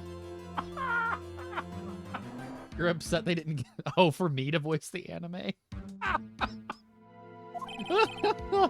I will cross-examine her, Your Honor. This is the most ridiculous thing I have ever heard. Von Karma's rigged every person's testimony, every piece of evidence, except the parrot. She's my last chance. You see, because of our internal lore about everything being in the pocket, I'm just imagining, like, reaching into our breast pocket of our coat very dramatically and pulling out a parrot. At least, I think so. Bailiff, bring in the parrot. At least the parrot's voice is easier on me than Von Karma's. Von Karma's is real rough on my throat. That's quite a bird. Please tell us your name.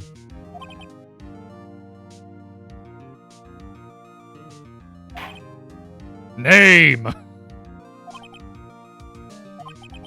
The witness is ignoring me.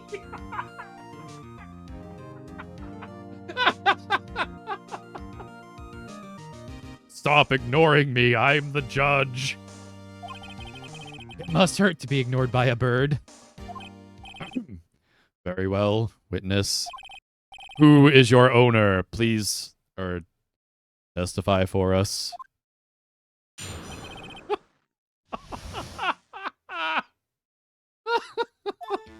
Game is crazy and I love it. Joke's on you, I'm a magician. Hello, hello.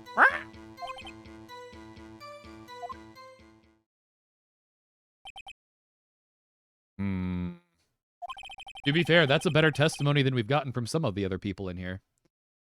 Certainly the most concise testimony we've had so far.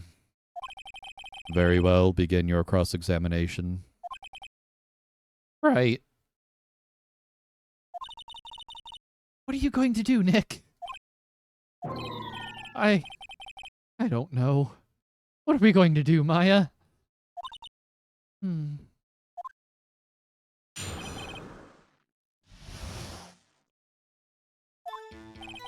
Hello, hello. Squawk. You know what? We're gonna press her on this. Witness, you can't just say hello and expect us to get anywhere. I want you to testify. Maya, you talk to her. Right. What do I say?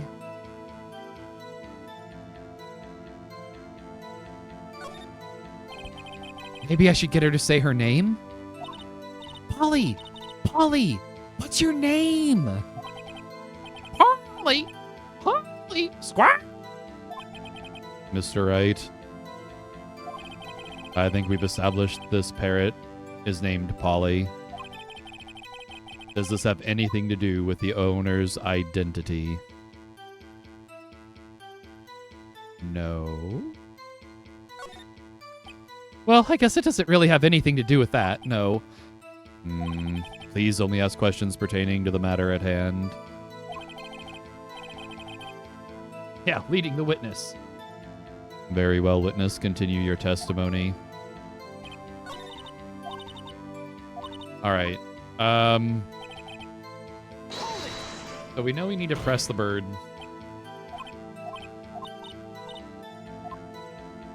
The safe number feels like the least relevant thing.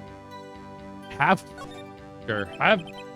we forgotten something? Why not? As I recall, 2 days ago. Polly, have we forgotten something? Squawk. Don't forget DL6. Squawk.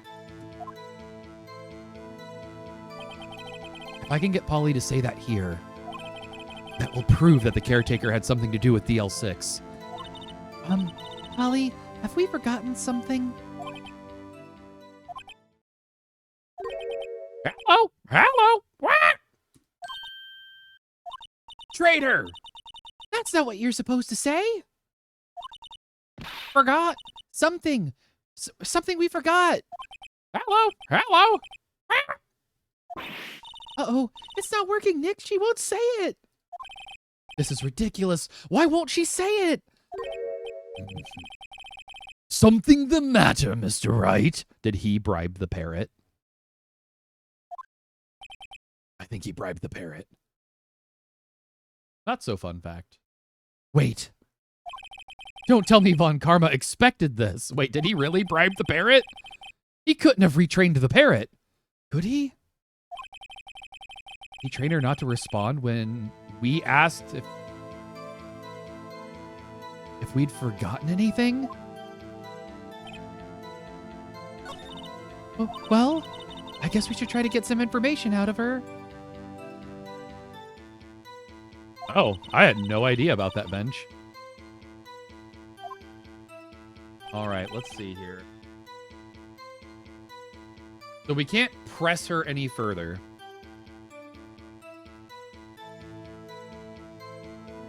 No, bench, I don't like that. No.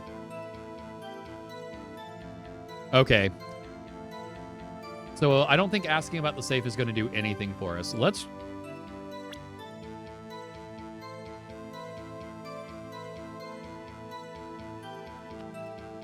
We need Polly to mention DL6.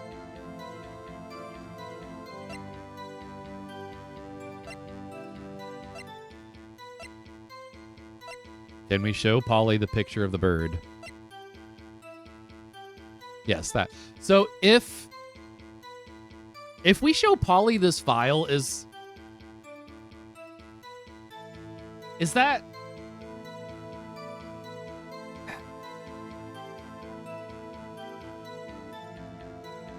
Can't show Polly herself, give her an existential crisis. That's Polly. No. I'm kind of thinking. Remember who you are. So we want her to talk about DL6. Can we just show her the case file? Will she understand it's a case file? What else can we show her?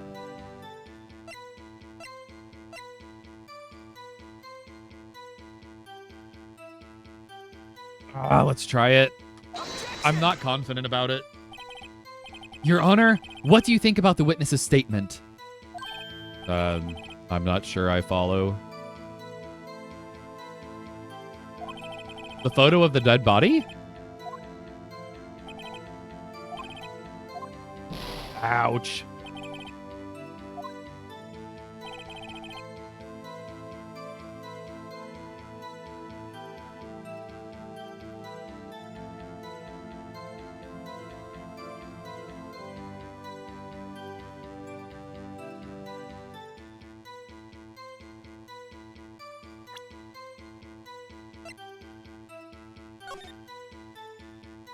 Aaron Elevator. Gregory Edgeworth, defense attorney, trapped in elevator, returning from a lost trial with son. Miles Edgeworth, age 9. 1 bullet found in heart. Murder. Port bailiff, trapped in elevator with the Edgeworths. Memory lost due to oxygen deprivation. After his arrest, fiance Polly Jenkins committed suicide.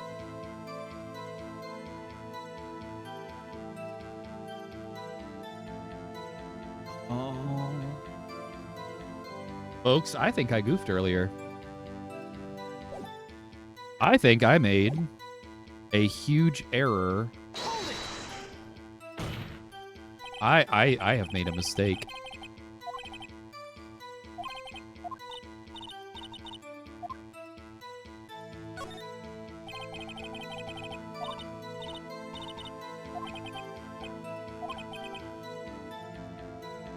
No, it's repairable, but we did take some damage because of my mistake, based off of my mistake.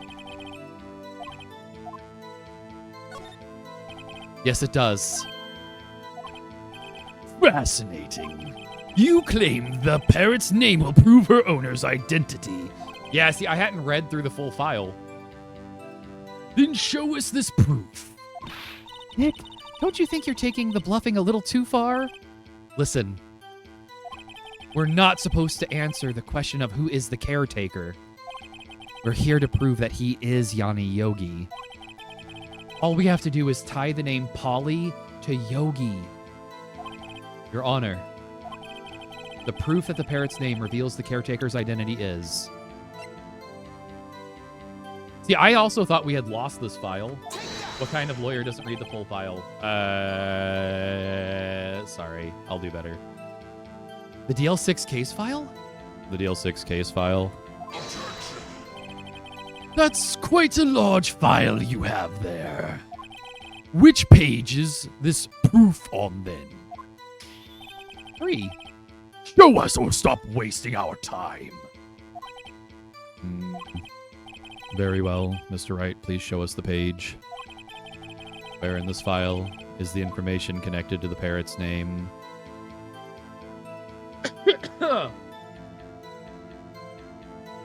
So suspect. It's on the suspect data page. The same lawyer that's allowed to lead a witness, carry parrots in his pocket, has to deal with the ever-changing witness statements, and is the lead detective on the case. This page has all the information about Yanni Yogi. Right after he was arrested, his fiancée committed suicide, see? Indeed. It does say that, yes.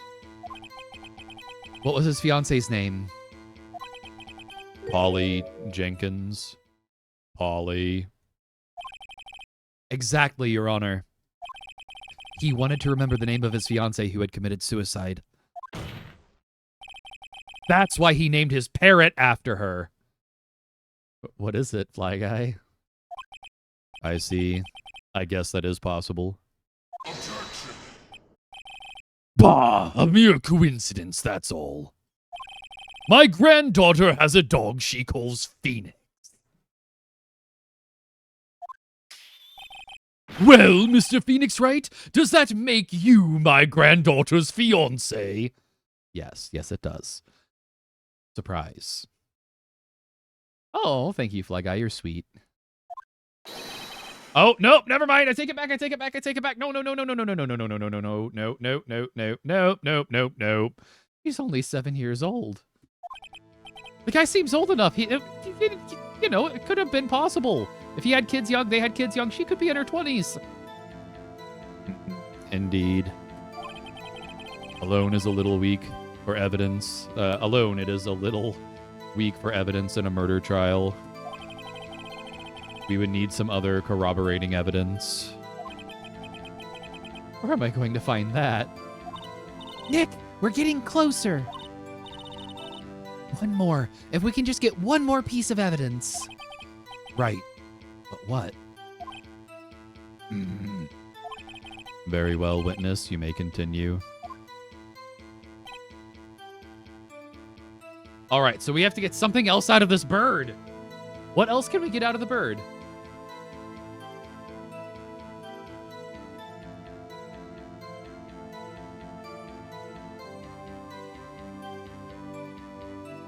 What do you all think? We have to get one more thing out of the bird. I don't think it's the ellipsis. Show it the DL6 photo? Like the murder photo?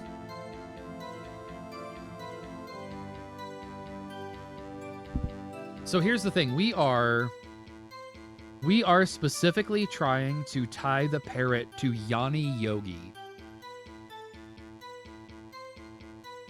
The parrot knows about the letter, right? The parrot knows about the letter that was stolen from us. What all do we know about the parrot? What do we know the parrot knows?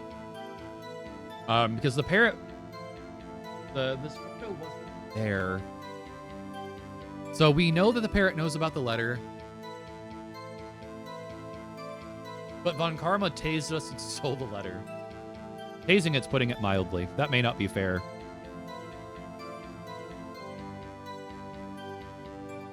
So in that case, what we can do...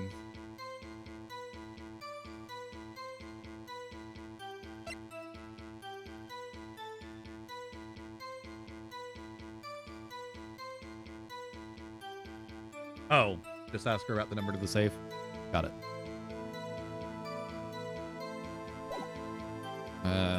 Gotta do that. D&D session. 8:30, see you. Daughter. Aw. Aw. Well, I hope that things are going well for your DM. The safe number. Yeah, Grey Duck, we're going to try that.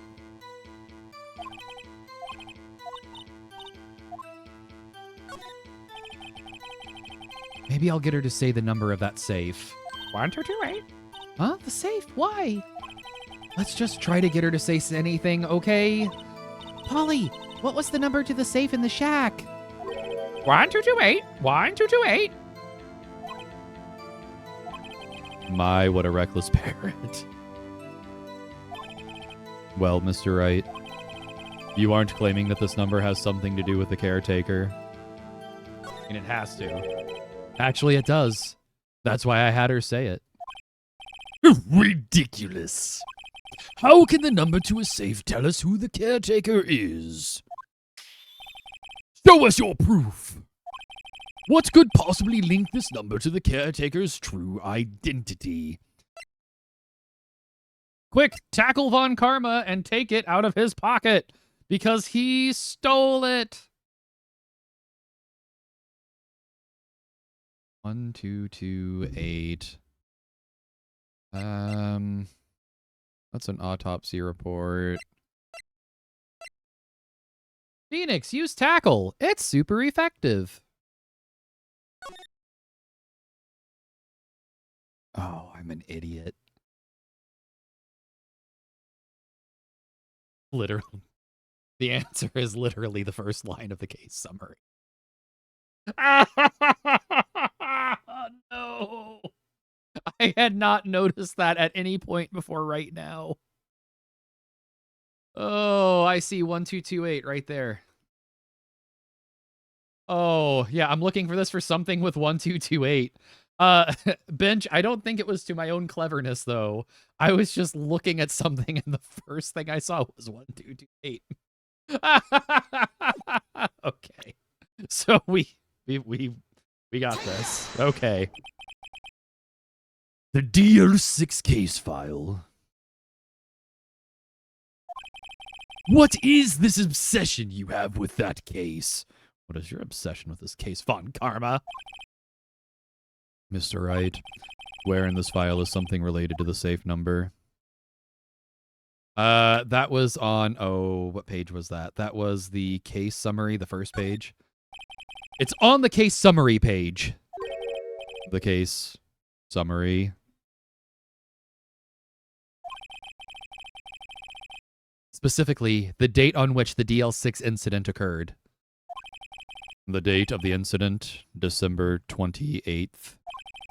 Why, that's today's date, 15 years ago. What are the odds? And the number on that safe is 1228. Ah. He used the date of the DL6 incident as the number for his safe, Your Honor. That's how important that date was to him. I see. It certainly is an interesting coincidence. People often do set their secret numbers to dates.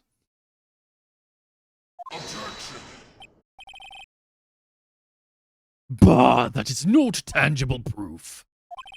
I set my ATM's card number to 00101 because I'm number one.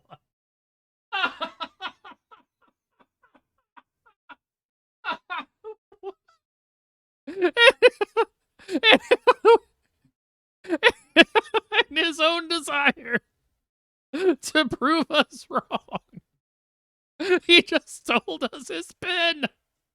What?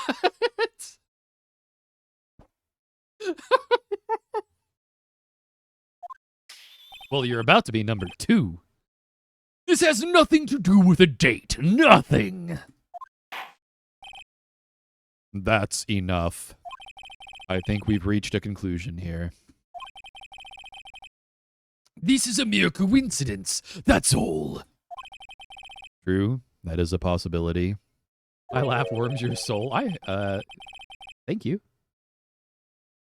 However, the two coincidences at the same time seem more like a pattern to me. I honestly didn't know that the judge had pattern recognition. What are you saying? Summon the caretaker of the boat shop. Immediately. Gibbs on Von Karma's cravat. Ooh, that is a snazzy cravat. I'll take the waistcoat. Witness, tell us your name. Wait! The witness, he doesn't remember! No, it's okay. I've accomplished what I wanted to do. I'm done. Nick, he looks totally different. This is the real Yogi, I think. Finally. He's been acting feeble to hide his true identity. Acting for 15 years. Well, let me ask you again. Please state your name for the court. My name is Yanni Yogi. 15 years ago, I served as a bailiff in this very court. Oh, have a great time at the baby shower, Kiki. I hope the baby gets clean. Order. Order. Yanni Yogi. So it was you who killed Robert. Was it you who killed Robert Hammond? Wait, you're not my real dad? What about the noodle shop? We had future plans. And you tried to frame Miles Edgeworth for his death? Yes, it was me. I did it. They put me on the witness stand 15 years ago. Robert Hammond. He said I was mentally unsound. He told me it would make me innocent. Get me off the hook. So, I pretended to have brain damage. I was innocent, really, but he didn't believe me. We won the trial, but I lost everything. I lost my job, my fiancé, my social standing. Then, this year, 15 years later, a package arrived. It was a letter and a pistol. The plan was written out in careful detail. It was a plan for me to take my revenge on the people who ruined my life. Not my social standing. I didn't care who it was. Lilium, hey friend, welcome in. It's so lovely to see you. Lilium, look at the auto shouty. Woohoo! I also love the hat on your character, by the way. What are we objecting to, Lilium? And how was your stream, my friend?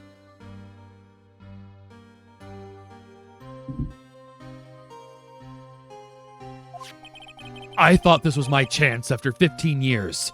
This was it. Finally, a chance to have my revenge on Robert Hammond and Miles Edgeworth.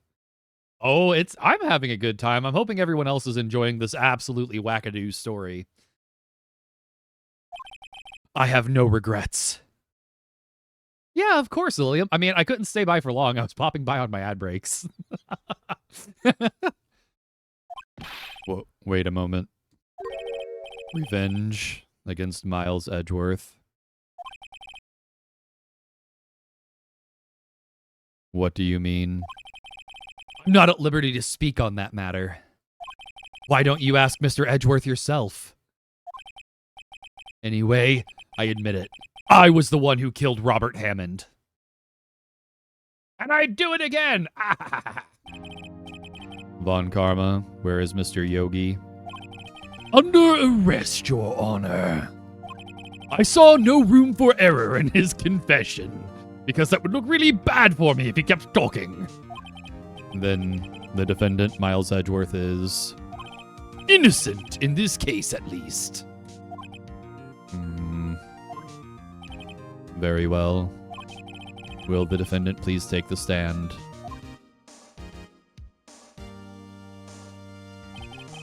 There are a few mysteries left unsolved. Still, you are cleared of suspicion for this particular case. Oh my goodness, it is LT. LT, it is so good to see you. Oh, LT, I am glad you had so much fun in Repo. That was a wildly good time. I was starting to hurt. I was laughing so hard. I would like to pass judgment on the murder of Mr. Robert Hammond. LT, I'm so sorry about the computer problems. Have you tried putting it in rice? Like the whole computer, just putting it in rice. Any objections? I don't believe it. Why isn't Von Karma saying anything? Very well.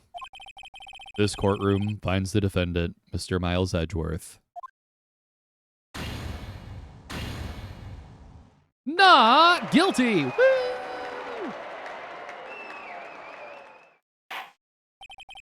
That is all. This court is adjourned.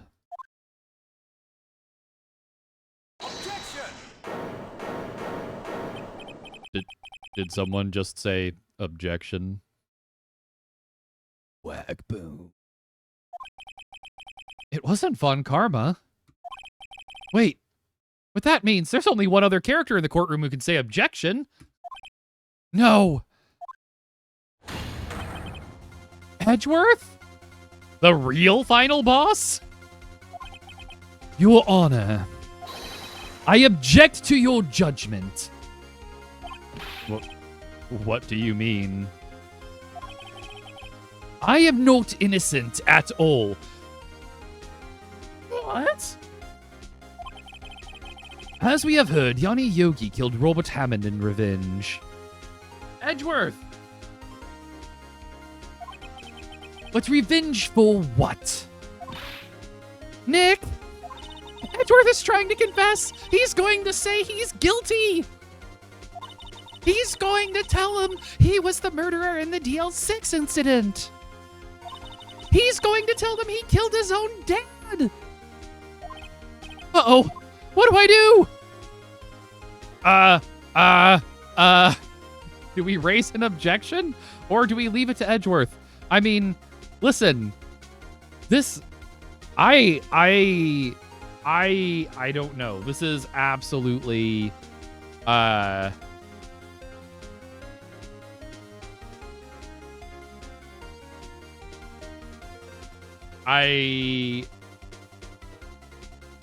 my gosh. This is... I was not expecting this at this point.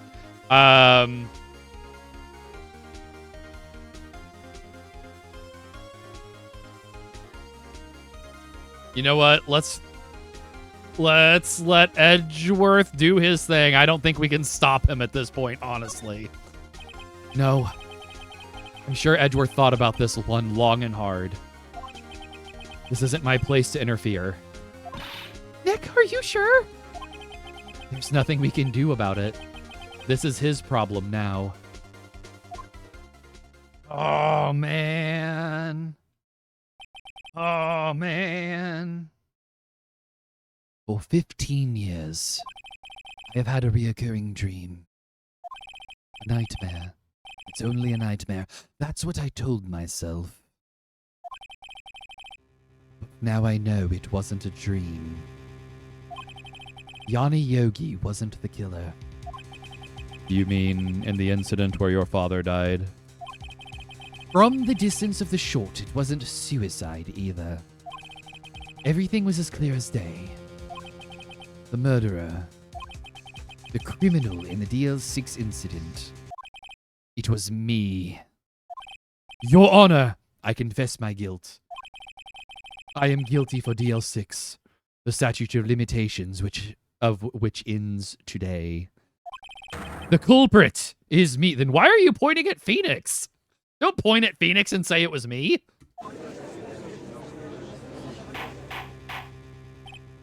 Order.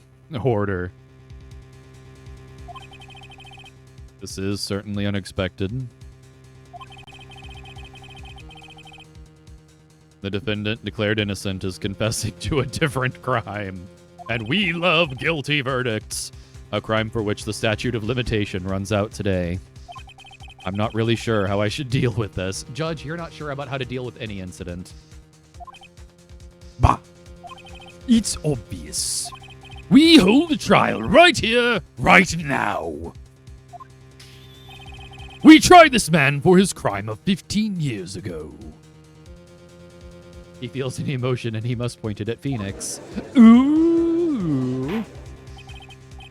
I think I think I would like to take a 5-minute recess. You go outside, the judge is on a swing. During this time, I will consider the appropriate course of action to take. Court is adjourned.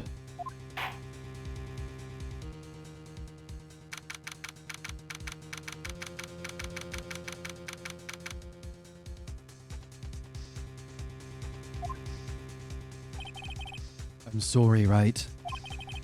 I've just wasted all your effort. Oh, he looks like a sad puppy. Mr. Edgeworth, I just don't believe it, sir. I mean, you killed your dad. I didn't want to believe it myself, detective. But it's the truth. I deserve to be punished.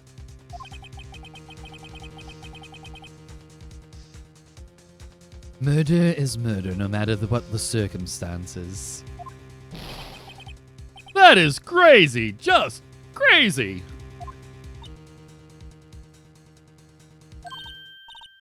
Nick, what are you doing? Huh? Oh. Pretty sure manslaughter is a thing. I was just reading through the court record once more. I'm getting my case ready. What? Your case? For what? Huh? Isn't it obvious? I'm going to prove that Miles Edgeworth is innocent.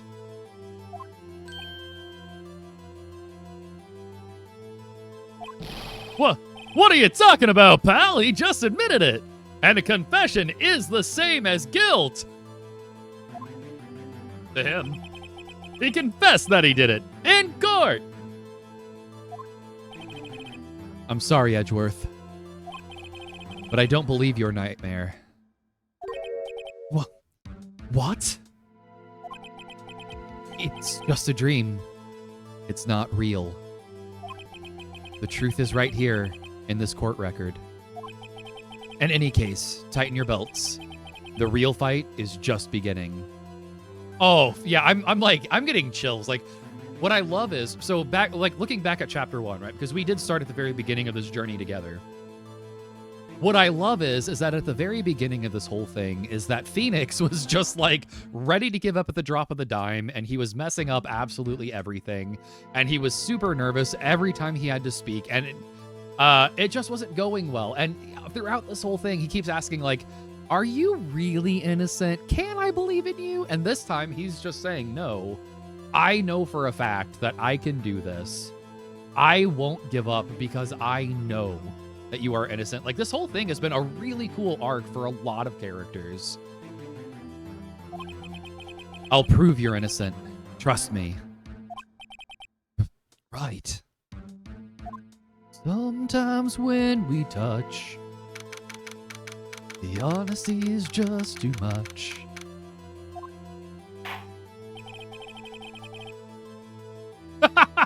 Jake.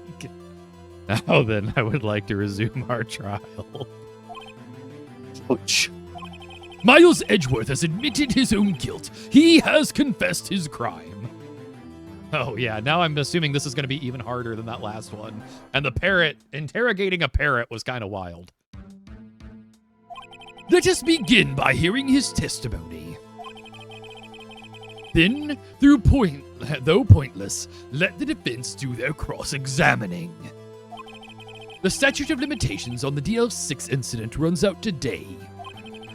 Though it's unconventional for me, I'd like to run this one by the book. What?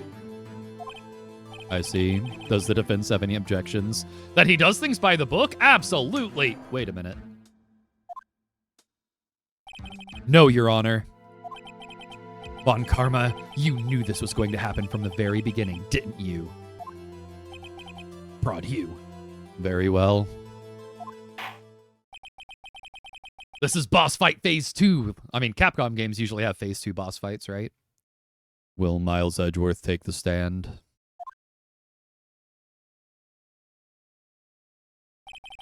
Will the witness state his name and profession? Miles Edgeworth, I am a prosecuting attorney. Mr. Edgeworth, 15 years ago, you mistakenly killed your father, Gregory Edgeworth. Is this correct? It is correct. Then testify about this matter to the court. When Edgeworth was telling me about his dream yesterday, I noticed something. His eyes. One detail didn't quite fit. That'll be the key, but only if I can get it to work. Please, please.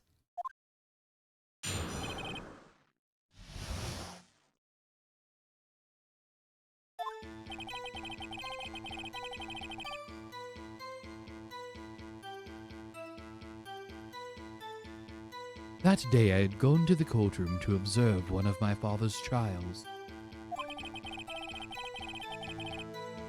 As we went to leave, an earthquake struck, trapping us in the elevator. Oh, thank you for the hydrate, Grey Duck.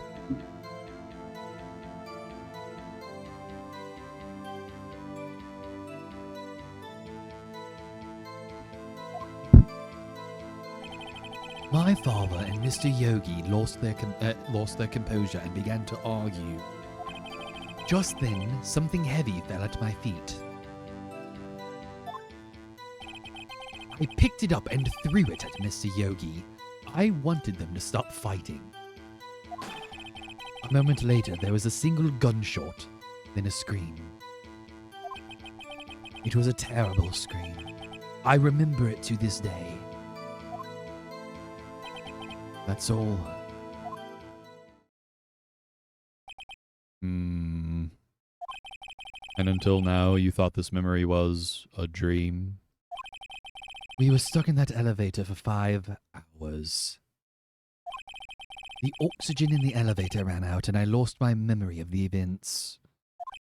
Bah! That's the same claim Mr. Yogi has made. Very well.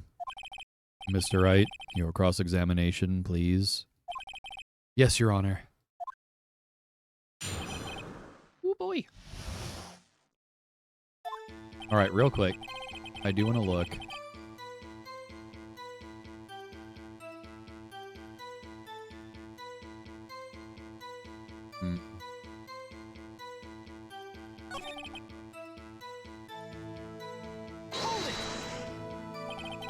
So there were 3 people, including yourself, trapped in that elevator. Yes, myself, my father, and Yanni Yogi. We were fine at first. Then as time passed, and no one came to help.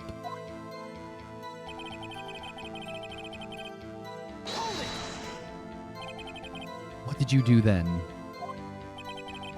I was a 9-year-old boy at the time. What could I do? I was scared, trembling in the corner. But then...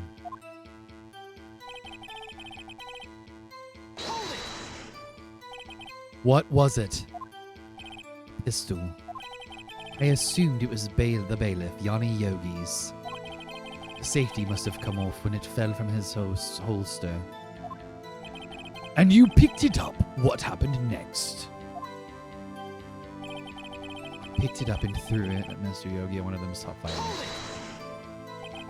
Did you know it was a pistol when you threw it? I think I knew. I knew it was dangerous. But it was getting so thick. Panicked. So you're saying that you threw the pistol at Mr. Yogi? I was in a daze. A moment later, there was a single gunshot, then a scream. The gun fired once. My guy, thank you for claiming your daily rubber ducky. Yes. I think after I threw it, I lost consciousness. Since then, they've echoed in my mind every day. That gunshot and that horrible scream. The scream. Wait a minute. Whoa, whoa, whoa. No. Something's really wrong. Because if his father was shot in the heart, would he have had time to scream? Hang on, we gotta look at that. DL6. Check. No clues were found.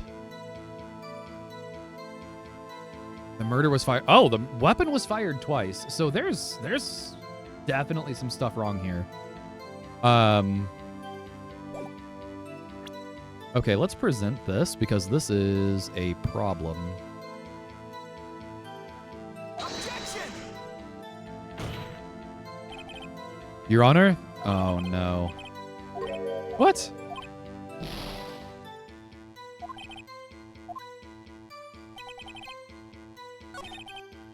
Oh, there we go. I did it on the wrong one. Objection! Yeah, I realized that after I... Are you sure you only heard one gunshot? Yes, I am sure of that. I heard the shot and the scream. Then everything faded. I was unconscious until the rescuers came. I see. No. No, Your Honor. Unfortunately, you don't. Look at this file one more time. This plainly contradicts the witness's testimony. You do enjoy dragging out that file, don't you? Yes. I don't accept this evidence unless you can tell us what page it's on. What page contradicts Miles Edgeworth's testimony? The victim data. Look at the victim data in this file. It says quite plainly, the murder weapon was fired twice. I do love a good file. Oh, Shaden brought me the hot tea. Hopefully I don't spill it.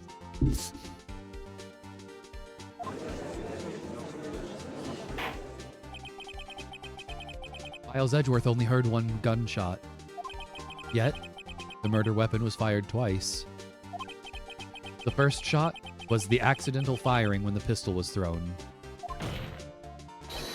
So who fired the second shot? It's on a grassy knoll.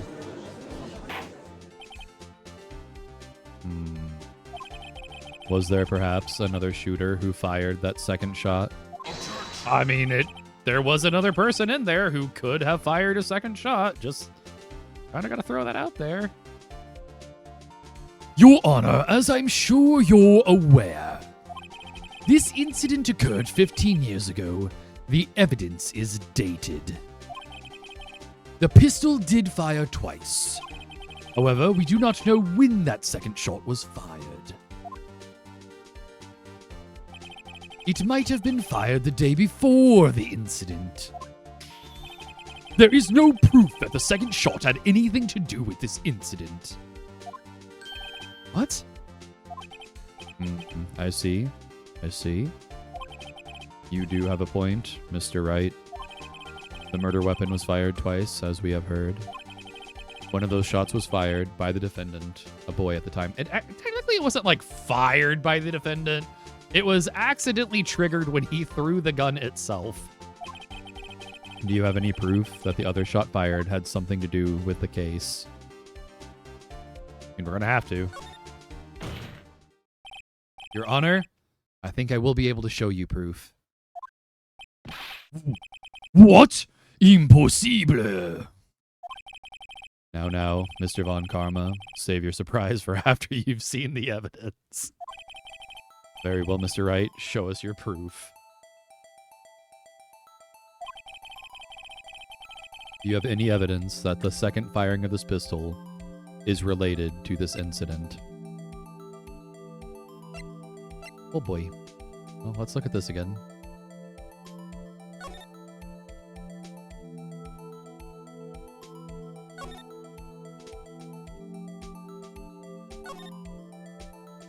Oh, yeah, we do. Hang on. Boop. This was found in the victim's body. But what we have now... We have another bullet now. You know, this thing that was stolen from a file room.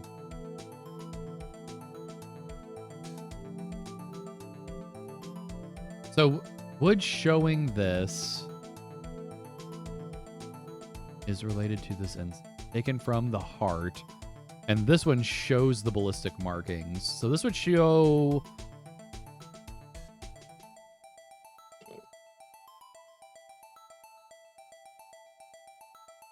Oh, I don't think that would show anything because that's just proof of one bullet.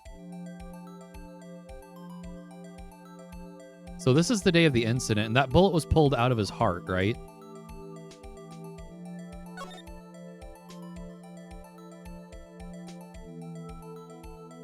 Oh, do you see what I see?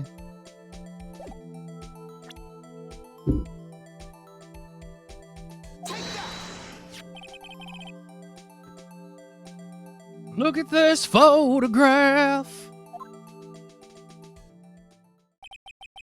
This is a photograph of the scene of the crime 15 years ago.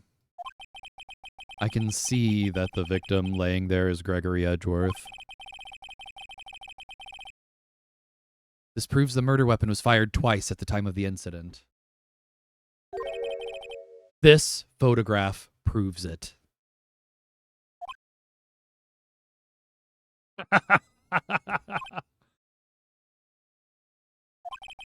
So let me get this straight. The photo proves 2 shots were fired. Where? Your Honor, please. Please get a clue.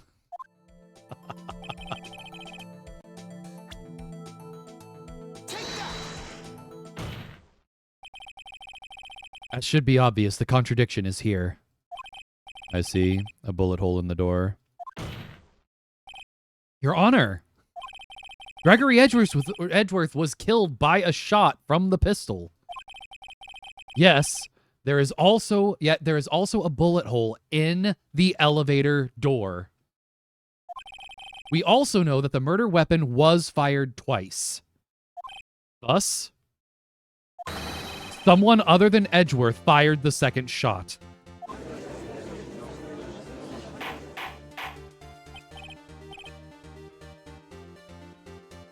Order. Order. Mr. Wright, what are you driving at? It's simple, Your Honor. At the time of the incident, 2 shots were fired. One went into Gregory Edgeworth's heart.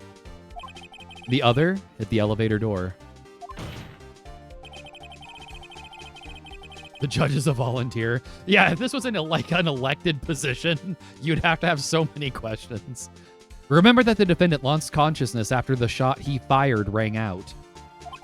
In conclusion, we must agree that the second shot was fired by someone else.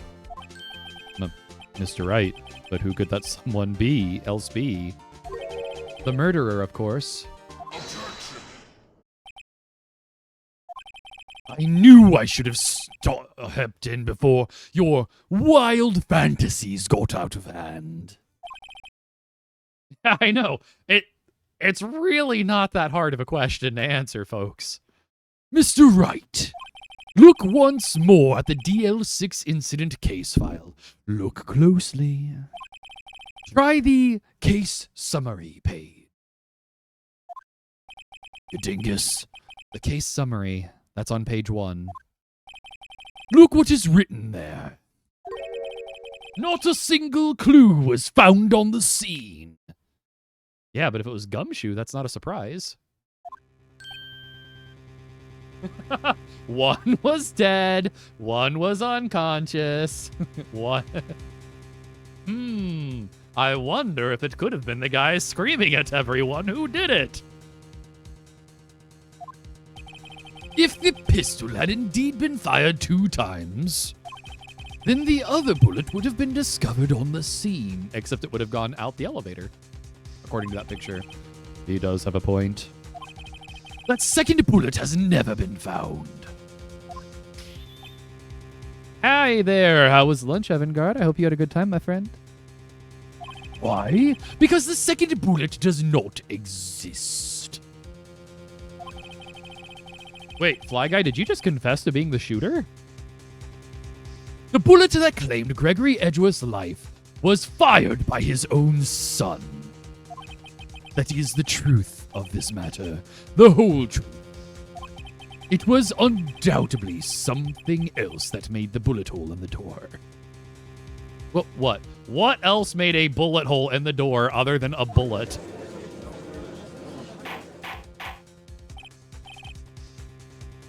Yeah, at this point, Apostra, I feel like this isn't even like a normal level of gaslighting. This is just like, oh, clearly a bullet couldn't have made that bullet hole, you lunatic. Order. I will have order. What's worse, the judge is going to listen. Mr. Bright has proven one thing to us quite clearly. That the murder weapon was fired twice at the time. Oh, the judge didn't just buy it? I was expecting the judge to be like, ah, yes, you have a point. However, as Mr. Von Karma says, the second bullet fired was not found. So what? It doesn't have to be found. It is highly unlikely that the police merely overlooked the second bullet. Have you seen Detective Gunshoe? If not bullet, why bullet shaped? All right, real quick, we do have an ad coming up here in about a minute. If you are a subscriber or if you have Turbo, you don't have to worry about ads. We do 3 minutes of ads every hour to get rid of that pesky pre-roll for people popping into the stream. If you get sent off to Adland, I hope you have an ad that you enjoy. I will not continue this. They should have had the mascot. Absolutely. It would have been easier. I'm not going to continue this without you all. That would have not be fair to anyone who gets sent off to ads. So we're going to switch over to Words on Stream. And when we get back, we should be working towards the conclusion of this absolutely intense case. I will see you all after the ad break.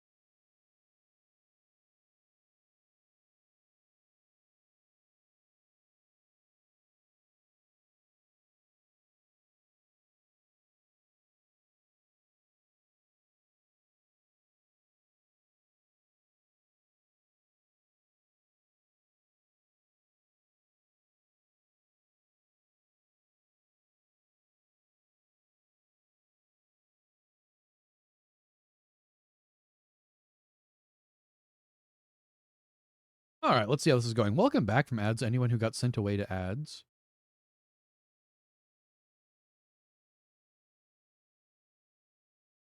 That was just enough time for me to finish scarfing down some quick lunch. Oh my, this is a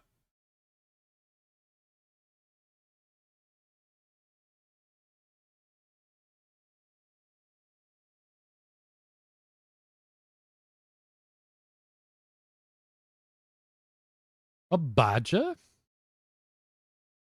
A badger? Man, we don't need no stinking badgers. All right, let's see how these rounds went.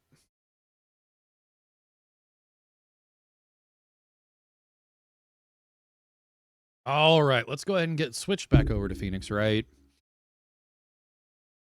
And see what happens here. It is highly unlikely that the police merely overlooked the second bullet. Rager. Yeah, shade in with the Rager. So all we have is the single bullet fired. I'm afraid I have to discount the defense's claim. What? Tisk, tisk, tisk. General Kenobi, I praise the judge for his wisdom in this matter. Oh, how did this happen? I don't believe that the second bullet didn't exist. Was I wrong? Have I been wrong about this whole incident?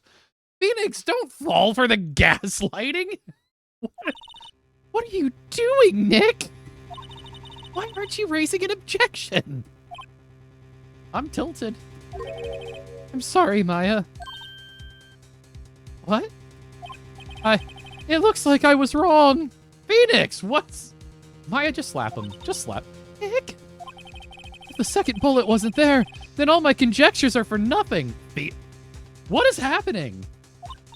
No! But you said you'd do it, Nick. You said you'd get Edgeworth declared innocent. I'm sorry.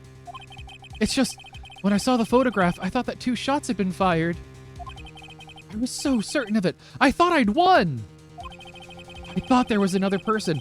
Maybe someone else who fired the killing shot. Phoenix, it's still entirely possible. But now, I was wrong to think it could be that simple.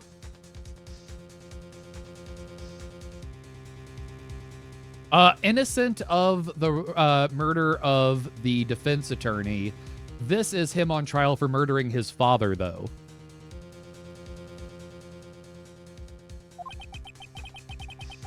Yeah, exactly. Exactly. But he feels guilty. Like, this is definitely, like, Miles kind of, like, being a responsible human being and trying to deal with his past. The case has stood unsolved for 15 years. Nick. Well, it seems we have finally cleared up this incident. Only 1 bullet was found at the scene of the crime. That shot was fired by Miles Edgeworth. Actually, it wasn't fired by Miles Edgeworth. That's Precisely. I would like to ask one thing of Mr. Edgeworth before passing my verdict. Have you been paying attention to the trial so far? No, I just kind of tuned it all out. Yes, Your Honor. Do you have any objections? He could have waited. Well, but, you know, Miles is actually like a very... He has a conscience. He's been trying to bury it, but he does have a conscience, and he doesn't want to get away with murder. No. No, I do not. So you killed your father, though that was not your intention. Yes, we did. Oh no. He's accepted the guilt. Very well. The statute of limitations on the murder of Gregory Edgeworth runs out today. Therefore, I must pronounce a verdict on the defendant today, right here. Right now! Indeed. Oh, he needs a big hug. I bet Phoenix would give him a hug.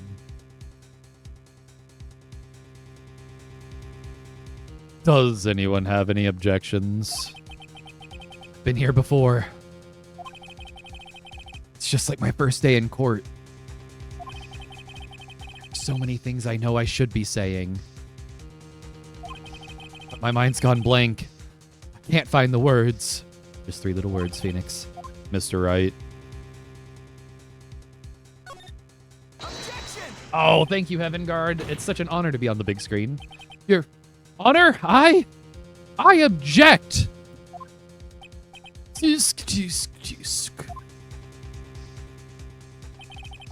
Mr. Wright, on what grounds do you object? Oof. Nick? I don't know. This case is perfect. No, it's really not. Oh no. Ah. It must exist. The second bullet. I don't like his wrinkly face. A winky face? Sorry. Well, what? I thought you said his wrinkly face for a minute. Did she stand under it? No, but I'm wondering if getting tased helped. As much as I don't want to acknowledge that. What did you just say? Nothing. The second bullet must exist, and it's here in my pocket. But where? Someone took it. It was me. It seems waiting is not going to produce us any answers from Mr. Wright. I like how that wasn't like a slowed down internal moment. Everyone in the courtroom's just staring at him really awkwardly like, Phoenix? Phoenix, are you going to say anything? And he's just kind of staring off into space. Wait, Your Honor. Okay, so this reminds me, back in the 90s, there was the original Mighty Morphin Power Rangers movie. And in that, they have a great joke where they all do their morphing sequence, and by the end of it, the villains all just have gotten up and left. And so they all transform, and all the villains are gone, and it's just kind of a funny joke of, like, all of this stuff happening in real time. Why? Yeah, see, you know what I'm talking about. Wait, Your Honor. That's kind of what in my mind just happened here. The second bullet, it existed. Okay, I'll accept this. What? But we've just heard proof that it did not exist. Actually, no. You heard conjecture that it did not exist. I realize that, Your Honor. I'm really grasping here. It's just someone took it from the scene of the crime. That's what happened. It obviously existed. See, apostrophe, like, this is very frustrating. But who? The murderer! A murderer? Then tell us just who is this murderer? I'm still thinking about that one.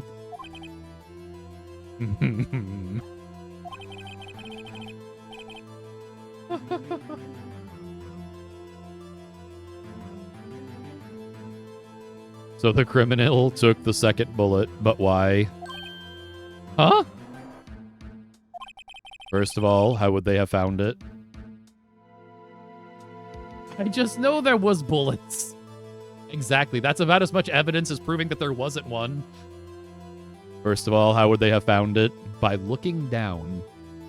We have a metal detector in our pocket, if that helps. It's not easy to find a stray bullet, Mr. Wright. But what if we just follow the line out the window? Was there some pressing need for the murderer to search for that bullet? The bullet hole had 2 bullets through. I'm not sure if I'm following on that one, Heaven. The murderer had to find it. Of course there was a need. That's why they took it. What do you mean? How would they have found it? How would the police have found it? How would anyone find it? No one knows, Apostra. This world doesn't believe in much forensic evidence. Bah, what possible reason could they have had? Frame the boy. Well, the reason the murderer took the bullet away from the scene with him is...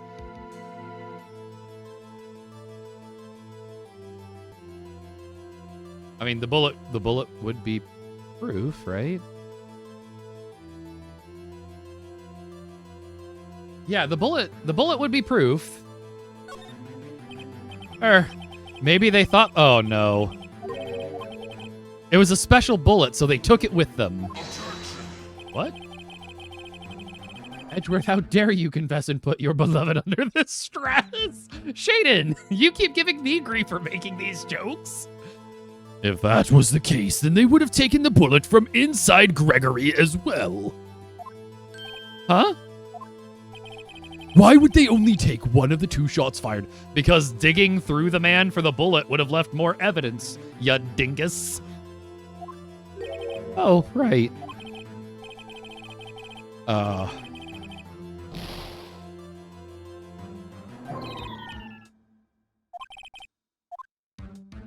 He didn't need. Why would the murderer have the time to look for that stray bullet? I haven't got a clue, unless they were covering for someone else. Fly guy is spicy. What's wrong, Mr. Wright? Bah, the murderer had no reason to take the bullet. You don't want to admit it, but it's true. Had to take it. Had to take it? The murderer? What does that mean? You're thinking too normal. Think crazy.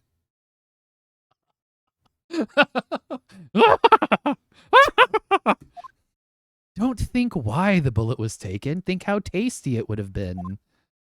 Think why the bullet had to be taken. Mr. Wright. That's all anyone in this world does. Yeah. Yes, Your Honor. I have no idea what I'm doing. Well, the murderer had no intention of taking the bullet from the scene, but, the murderer had to take the bullet. Had to, Mr. Wright. Well, for instance. For instance, what? Maybe the bullet, hit the murderer? The bullet hit the murderer? Just saying, for instance. I mean, if it hit you, would you have to take it? You would have to take it with you, wouldn't you? Become one with the bullet? I think that's what they're saying happened. Oh, no. It's not like you could perform surgery right there. You know?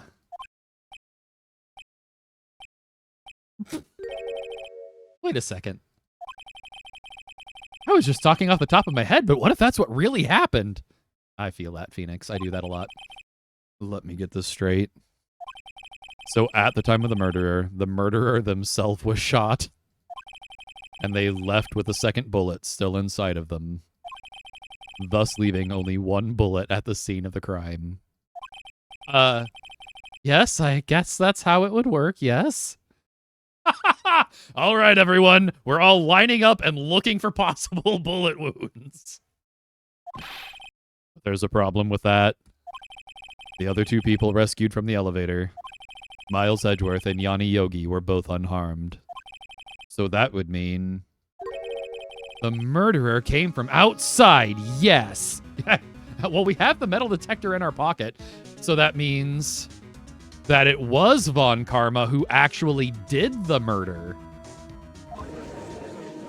Oh, I was right about the second shooter theory on the grassy knoll. The 2 men fight inside the elevator. Trying to stop them, the boy picks up the pistol at his feet and throws it. The pistol discharges, and the bullet? The bullet goes through the elevator door and hits the murderer outside. I wasn't expecting to get shot back. The boy loses consciousness. Then the murderer opens the elevator door and sees the men inside. And Von Karma shoots him. It has to have been Von Karma, right? Mr. Wright, you are truly the most unpredictable defense attorney I've ever known. I can tell you're grasping, yet I cannot deny the possibility of what you say. It's a stretch, but I'll take it.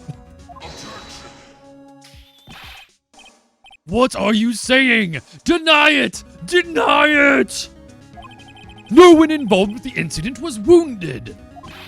There was no murderer. Well, then how are we trying Miles for murder? If there was no murder. Just throwing that out there. This is my Shade and Shadow with a 45 stream streak. Oh my goodness, is this really my 45th stream? No one was involved, huh? The guy is still alive. No one was wounded at the time of the incident. He's right. I can't think of anyone. Hey, Nick. Huh? I just thought of something really crazy. Crazy? That's where we're supposed to be right now. Remember what Mr. Grossberg said yesterday? Henry Edgeworth dealt a blow to his perfect record. Wow, wow, wow. It must have been quite a shock for Von Karma. He took a vacation for several months after that, you see. Because this is a flashback. Yes, an unusual event for the man. That was the first and the last vacation he's taken in his many years of prosecuting. Ting. What if Von Karma didn't take that vacation because of shock? Actually, it probably still would have been because of shock. But took it because he was injured and in shock, which means it could only mean one thing. He was the murderer in the DL6 incident. He was the man who shot Gregory Edgeworth. It was Von Karma. Oh, man. Something wrong, Mr. Wright. I need Von Karma to take his shirt off now. You seem dazed. No, Your Honor. I was just thinking about Von Karma without his shirt on. I mean, Automod. It's because you said bum. Well, you have indicated the possibility that the murderer came from outside.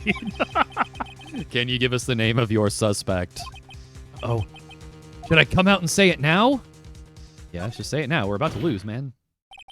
Your Honor, there is a suspect. One lone suspect. And his name is Larry Butts. Well, this is certainly interesting news. Very well, Mr. Wright. Yeah, that 9-year-old Larry Butts was the actual killer. Who is your suspect? Oh, my hands are shaking. The what? Von Karma. I didn't know it was that kind of game. You're going to have to narrow it down, Pickle, because this is every kind of game. Von Karma? That smirk! That awful smirk! You mean the Von Karma, the prosecutor? The one standing over there? Every villain is lemon? Bah! You don't object? I see no need. Why honor this ridiculous outburst with my rejection? Because you took a vacation for several months starting the day after the incident. Yet you pride yourself on a perfect record. Why would you take such a long vacation without any reason? So you're claiming that I took a vacation to heal my injury from the incident? Fascinating. Prove it! Take your shirt off! I would have needed surgery, no? Where would I go under the knife at, Mr. Wright? What? Bring the doctor that operated on me! Have him testify! What?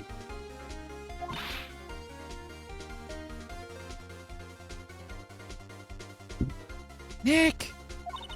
Let's find out who his doctor is. It's no use. He had him killed years ago. Edgeworth? I know Von Karma, perhaps too well.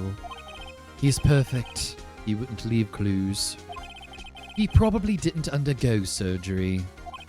That would leave a doctor as a witness. So he killed all the doctors. Nobody's that perfect. So what, Nick? Did Von Karma pull the bullet out by himself? That's insane! Have you met Von Karma? No, he couldn't have. Oh, yes, he could have. You can't just pull bullets out of yourself. Phoenix, that is a disprovable fact, sir. Wait. What does that mean? The bullet has to be somewhere, but where? Yeah, it's just in him. We have... Quick, get in the metal detector. Tisk, tisk, tisk. Well, Mr. Wright, can you produce evidence to prove I was shot? We can. We still have a metal detector in our pocket. All right, Von Karma, I'll prove it. And I'll even use evidence. I know how you like it so much. Because this is court. We wouldn't need to use evidence normally. What? The evidence that proves Von Karma was shot is this metal detector. Von Karma is perfect. He wouldn't risk surgery leaving an evidence trail. So then I ask, where is that bullet now? I think it unlikely that Von Karma performed surgery on himself. You don't mean... I do. There is a possibility that the bullet is still inside Von Karma.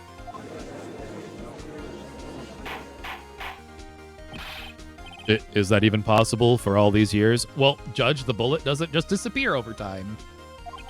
Well, there's only one way to find out. This metal detector that I snuck into the courtroom. We could use this metal detector. Well, Von Karma, I'm going to run this over you and see what we find.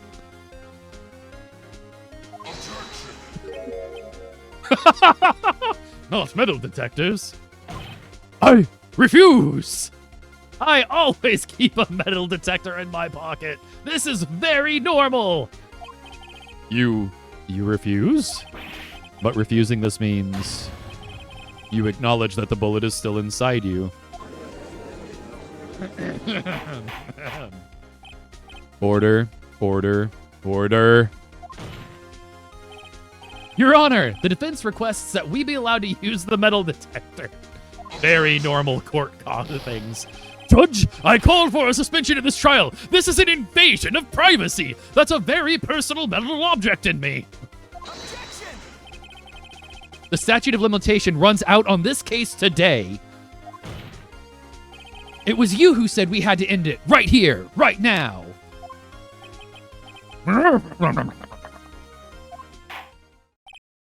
Enough. I permit the use of the metal detector. Is this where we find out Von Karma's actually a cyborg? Mr. Von Karma, you will submit yourself to testing. Nick, what does this mean? I don't know, but we have to give it a shot. No, that's what Von Karma did.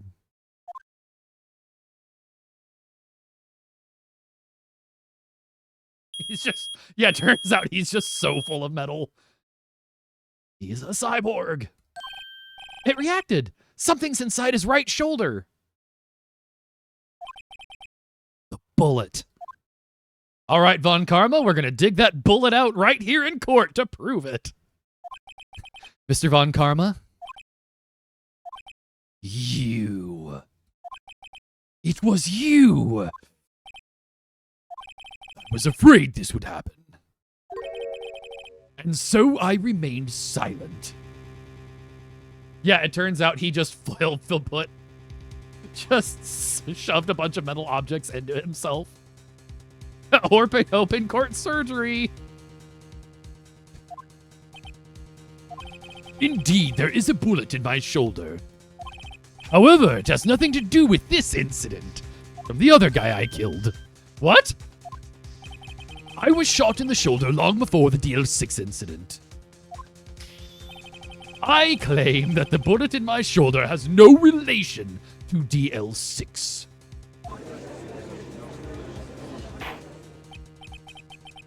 All right, man, listen. But Mr. Von Karma, can you prove that? People shoot me all the time. I don't know why. I don't know why people keep trying to shoot me. I'm lovable. Don't you understand? Lovable. But Mr. Von Karma, can you prove that? Prove? I've been shot 6 times this year, Your Honor. I have no obligation to prove anything. This is a court of law.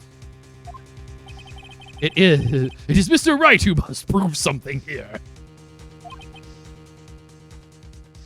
Not I. Mr. Wright, well, can you prove it? Can you prove that the bullet in Von Karma's shoulder was from DL6? Hand me a knife, Your Honor, and we'll prove it now. Of course he can't. You don't have any of the DL6 evidence. It's all in my pocket. That's because you took it out of the records room yesterday. But we have a bullet in our pocket. With no proof, you cannot convict me of any crime. So sorry, Mr. Wright. No, I'm the one who's sorry, Mr. Von Karma. What? You were close. One day away from freedom. But you see, I have proof. What? Who would have thought you would dig your own grave trying to convince Edgeworth? I can link the bullet in your shoulder to the DL6 incident. And here's my final proof. This parrot!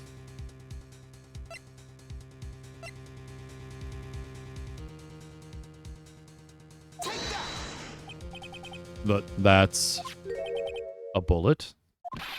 Where did you get that? This is the bullet used in the DL6 incident. This was taken from the heart of the victim, Mr. Gregory Edgeworth. The bullet is preserved quite nicely with all the ballistic markings intact. Ballistic markings? We don't usually check for these things. Not in this world. You may recall the term. It came up in the first trial 2 days ago.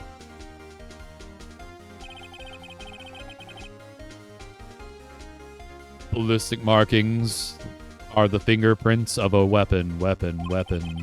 All bullets fired from a gun are marked with that weapon's unique pattern. By examining the markings, you can tell which weapon fired the bullet. How are we just now getting around to like ballistic evidence and being a notable thing again? It is quite accurate. We have 2 bullets in our possession.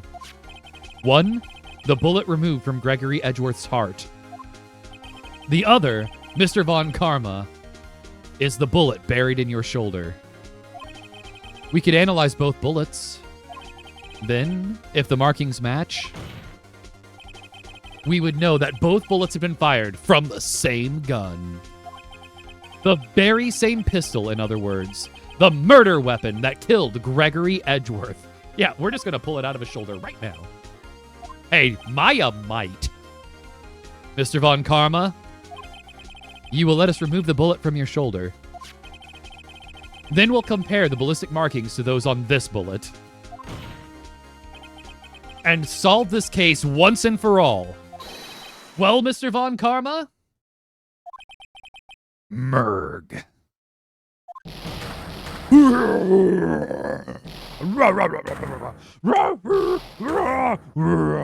Awoo. That scream. I've heard that scream before.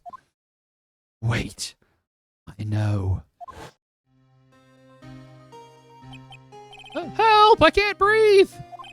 Quiet! I said quiet! You're not making this any easier! Stop breathing my air! I'll stop you! Stop breathing my air! What am I still fighting for? are. Get away!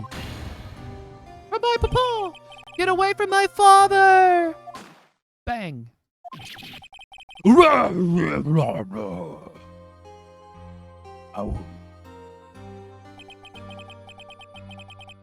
It's that scream I heard in the elevator. 15 years ago. Wait a minute. So you mean if we had just, like, made Von Karma scream at the beginning of this whole thing, we could have solved all of this ages ago? All we had to do was hit Von Karma this whole time? Von Karma, it was you who screamed. Rutabaga. Mr. Von Karma. Edgeworth! Only you would dare defy me. So it was you. You and your father are my curse! Oh, that's bad for the wall. Your father shamed me with a penalty on my record. Thank you for the hydrate, Great Huck. And you left a scar on my shoulder that would never fade. I'll bury you with my bare hands. Death. That was satisfying to watch, actually. 15 years earlier. Chief Prosecutor, I am sorry. Von Karma, it's not like you to make this kind of error. I never would have thought that Edgeworth could be the one to catch you. I was careless. I'm sorry, but you will have to be penalized. I've covered for you in the past, but not this time. Bah. Edgeworth. It was a shock like none I had ever known. Me? Penalized? It took hours for me to regain my composure. And once I gained my composure, I decided on murder? Suddenly, I found myself in the darkness. I was in the court records room.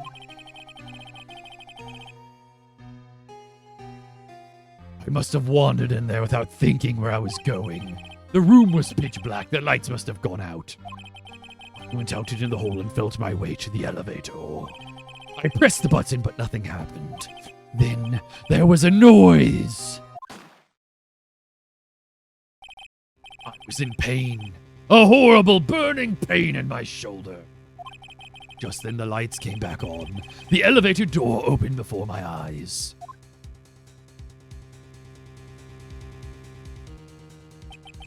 I saw 3 people inside, all laying unconscious from oxygen deprivation. Much to my surprise, a pistol lay at my feet. I knew then it was destiny.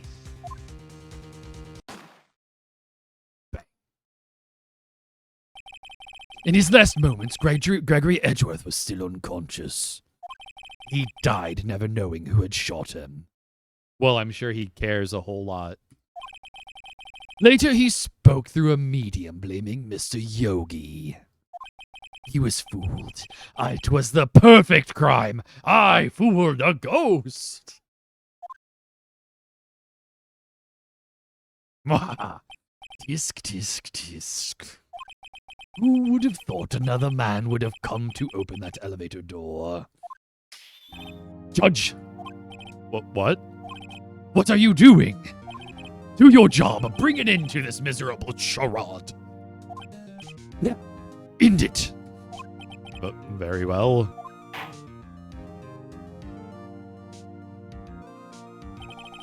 It appears that we have come a very long way to the end of this maze.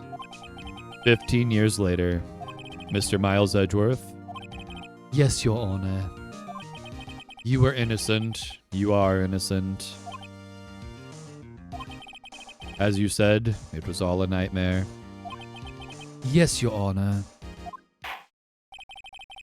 The court finds the defendant, Mr. Miles Edgeworth. Woo!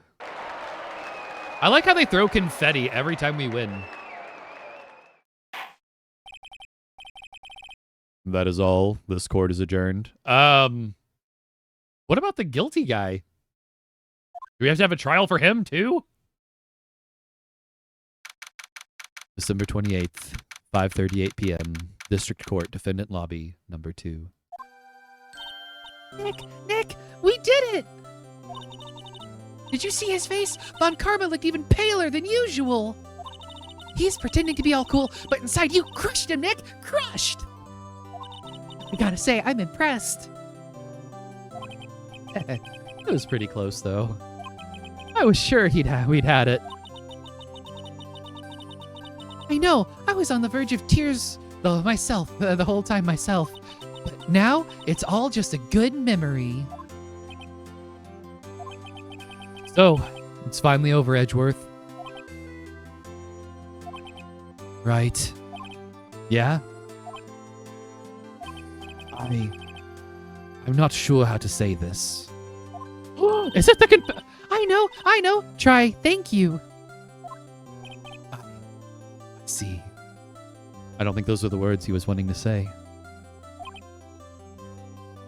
3 little words. Say it and I'm yours. Thank you, right.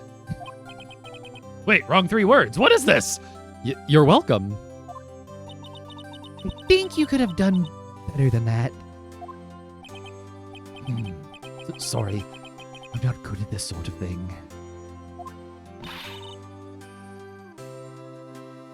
You've got a lot to learn, Edgeworth.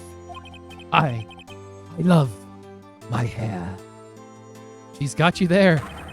Whoop! Amazing, pal! You pulled through just like I thought you would. I'll never forget this. I owe you one, pal. And tonight, let's party. Dinner's on me. Yeah, my salary went down a bit this month. But who cares? See, Mr. Edgeworth, you should take a lesson from Detective Gumshoe. Oh, whoop. That's how you say thank you. I see. Whoop!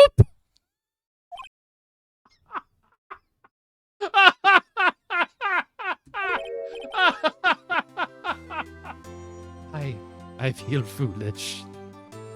No, just keep whooping. Whoop. Don't worry. Take it a little at a time. You'll get used to it. Whoop. It's been 15 years since I've seen Edgeworth this unguarded. Hey, y'all.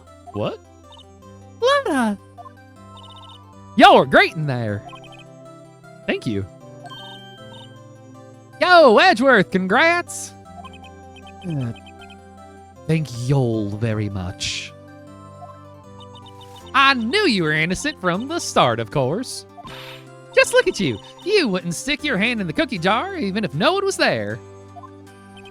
You were the witness on the first day of the trial, weren't you? Yeah, well, let bygones be bygones, eh? Speaking of which, what are you doing now, Lotta? Who, me? Oh, I went back to college. I gave up trying to be an investigative photographer pretty quick. Really? That's too bad. Huh? Isn't that the hot dog guy from the park? Huh? It's over, Nick. My life is over. Why the sad face, Larry? What happened now? Oh, Nick, I'm not long for this world. You don't look sick. It's Beyonce. She's going to go live in Paris. Paris, Nick. I do love that Larry face apostrophe. She's leaving me behind. Should have seen that coming. Yo, Edgy, there you are. Yes, here I am. Congrats, Edgy. Here, a little gift from me in celebration. It's a hot dog in a package. Celebration? What's unusual for you? Harry Butts, you came along tonight too. You come along tonight too. My treat, pal. Huh? Thanks. Looking forward to it. Yo, Nick. That's the suit that questioned me. When he says treat, that's not police talk for prison food, right? Right? I think you'll be fine, Larry. Right. Yeah, what's up? That envelope that Larry gave me, it's got money in it. Well, yeah. That's not that strange. People give money away to celebrate sometimes. It's $38. I totally called it! It's $38, right? Huh. What a weird amount. I mean, it's not a little, but it's not a lot either. $38 exactly? Nick! Wasn't that exactly the amount of lunch money that was stolen from Mr. Edgeworth in school? $38? I can't believe I called it. That isn't... I was making a joke. No. No, Larry, it was you? What are you so surprised about, right? Huh? Larry was absent that day from school, right? Larold! But that doesn't automatically rule him out as a suspect. What? Think back to that day 15 years ago. Larry took the day off, but he was bored, so he came into school anyway. Then he saw the money laying there, and the rest was history. I never was good at history. Edgeworth, you didn't know, did you? I suspected. I just couldn't picture Larry protecting you like he did that day. Everyone else was saying you did it. The whole class was against you, remember? Oh, I remember. Yeah, too well. Right. You may not know this, but we used to have a saying back in school. When something smells, it's usually the butts. I know. Really, right? I'm surprised you didn't figure it out. Well, this sure is an unexpected turn of events, right? Edgeworth. Hmm? You should have told me! Now, Nick, it was 15 years ago. Don't you think the statute of limitations has run out, Mr. Edgeworth? I'd say so, yes. Take this man to court immediately. I will prosecute him to the fullest. There you have it. Where does that leave me? I came of a defense attorney because of what you two did. Well, you have always been something of an insufferable emotionalist. Yeah, and you get worked up too easily, too. Death. The death sentence for both of you. There you go, Heaven Guard. That's for you. Man, if only I'd have known, I'd have become a prosecutor. The same goes for me, only the other way around. For the longest time, I thought I might have killed my own father. I thought I might be a criminal. Became a prosecutor in part to punish myself. If I had known the truth, I might have become a defense attorney after all. Wait, what's going to become your username? Which one? Insufferable emotionalist? That's quite the rebranding, Apostra. Edgeworth. Want to switch, right? Hey, line up. I'll take a photo. Hey, photo time, let's go! And after that, dinner on me.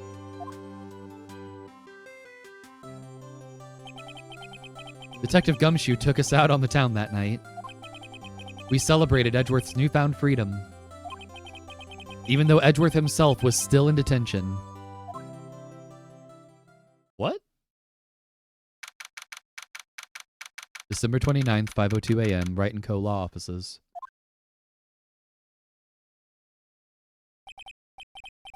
Whoa. I went a little overboard yesterday. My head hurts. It's still only 5. Maybe I should go back to sleep. Hmm? What's this? A letter? Good morning, Nick. You were really impressive yesterday. Seeing you, it made me think about what I'm doing here. I'm a spirit medium in training, of course. You were Boney ghost shot for 8 months after you saw it was written on a Phasmo camera and Oh. I wanted to help Mr. Edgeworth, too. I wanted to help you, but I couldn't. It was useless. So I decided to go back to my training. I'll become a full-fledged spirit medium for starters. I couldn't say it to your face, so I left this letter. Goodbye, Nick.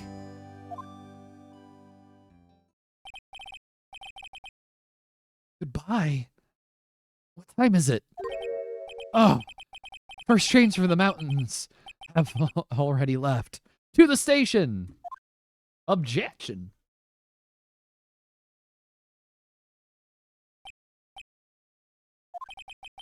Guess I'm too late. Hey! Nick? Maya? Awkward silence. So, you're leaving? Yeah. It's hard being a spirit medium who can't talk to spirits. And I think you'll do fine without me, Nick. Be good, okay?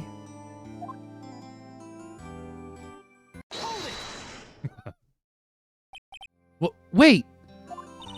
What? I never could have saved Edgeworth without your help. Huh? On the last day of the trial, I heard her. I heard Mia's voice. You heard my sister? Yes, but only her voice, but still. It was at the very end when I thought we'd lost everything. Well, that's my sister for you. Detective Gumshoe helped, and Mr. Grossberg, and even Larry. I'm the only one who couldn't help. I was useless, Nick. Oh no! Shaden, that's wild! You were the one who stopped Von Karma, Maya. Huh? I didn't do anything. All I did was wander around in a daze. Sorry, but I have evidence that you helped. Evidence? Show Maya some evidence to cheer her up. The parrot! The answer is always the parrot. Let's show her the bullet. This is a murder bullet. A bullet? Von Karma was convinced he had all the evidence pertaining to DL6. But you were the one who rescued the last piece of evidence we needed. This was the bullet that put an end to Von Karma. And you were the one who gave it to me. Nick. Thanks, Maya. I couldn't have done it without you. I'll be back soon. Huh? I'm going to complete my training and come back. Okay. I'll be waiting. Of course you will. You can't run that office by yourself. You're hopeless. I don't know about that.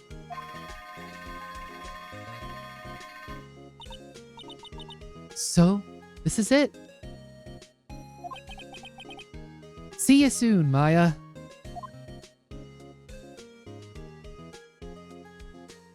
Oh,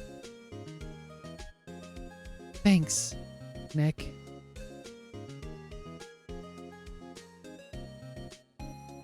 what an incredible story.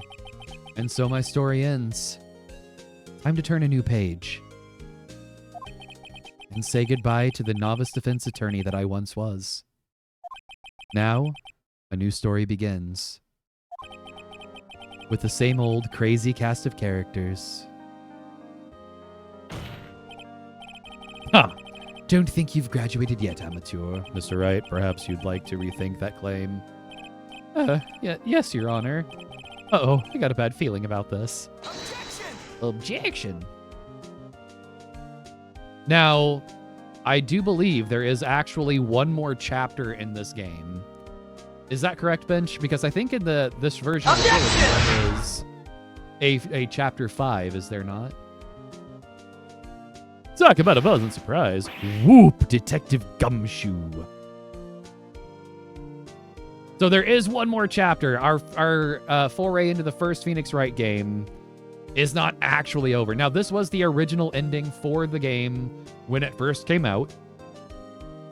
But there will be one more. But Grey Duck, don't worry. I own 5 more of these games. So this one is only the first in the Phoenix Wright trilogy. And this whole package I have is that trilogy. And then I also have another trilogy of these games. So, and there's another trilogy and another duology that exists. So, I think we're going to be fine for content for a bit on this. As long as you all are enjoying it and want to keep doing these, that's kind of the... You know, that's kind of a key part of this whole thing. But I'm pretty hooked on this series at this point.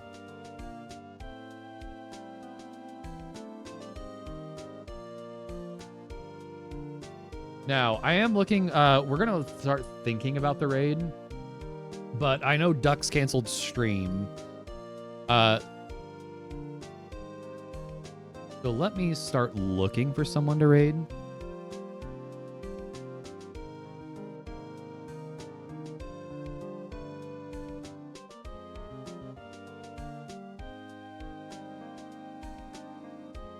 All right, I was just given a great idea. Yep. That's who I was thinking. Shaden, can you start initiating that?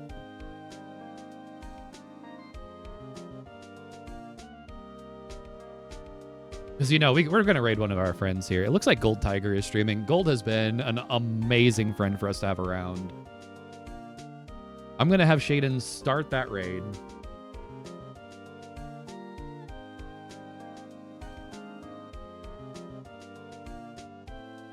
All right. And then all I'll do is I'll end up saving this, and then we'll keep going. But this will let me save my voice just a little bit. We're going to go raid Gold Tiger. Anyone who doesn't know, our raid cover is Duck and Cover, and then we use some of our explosive emotes. If you're a subscriber, you have this really, really cool animated emote now.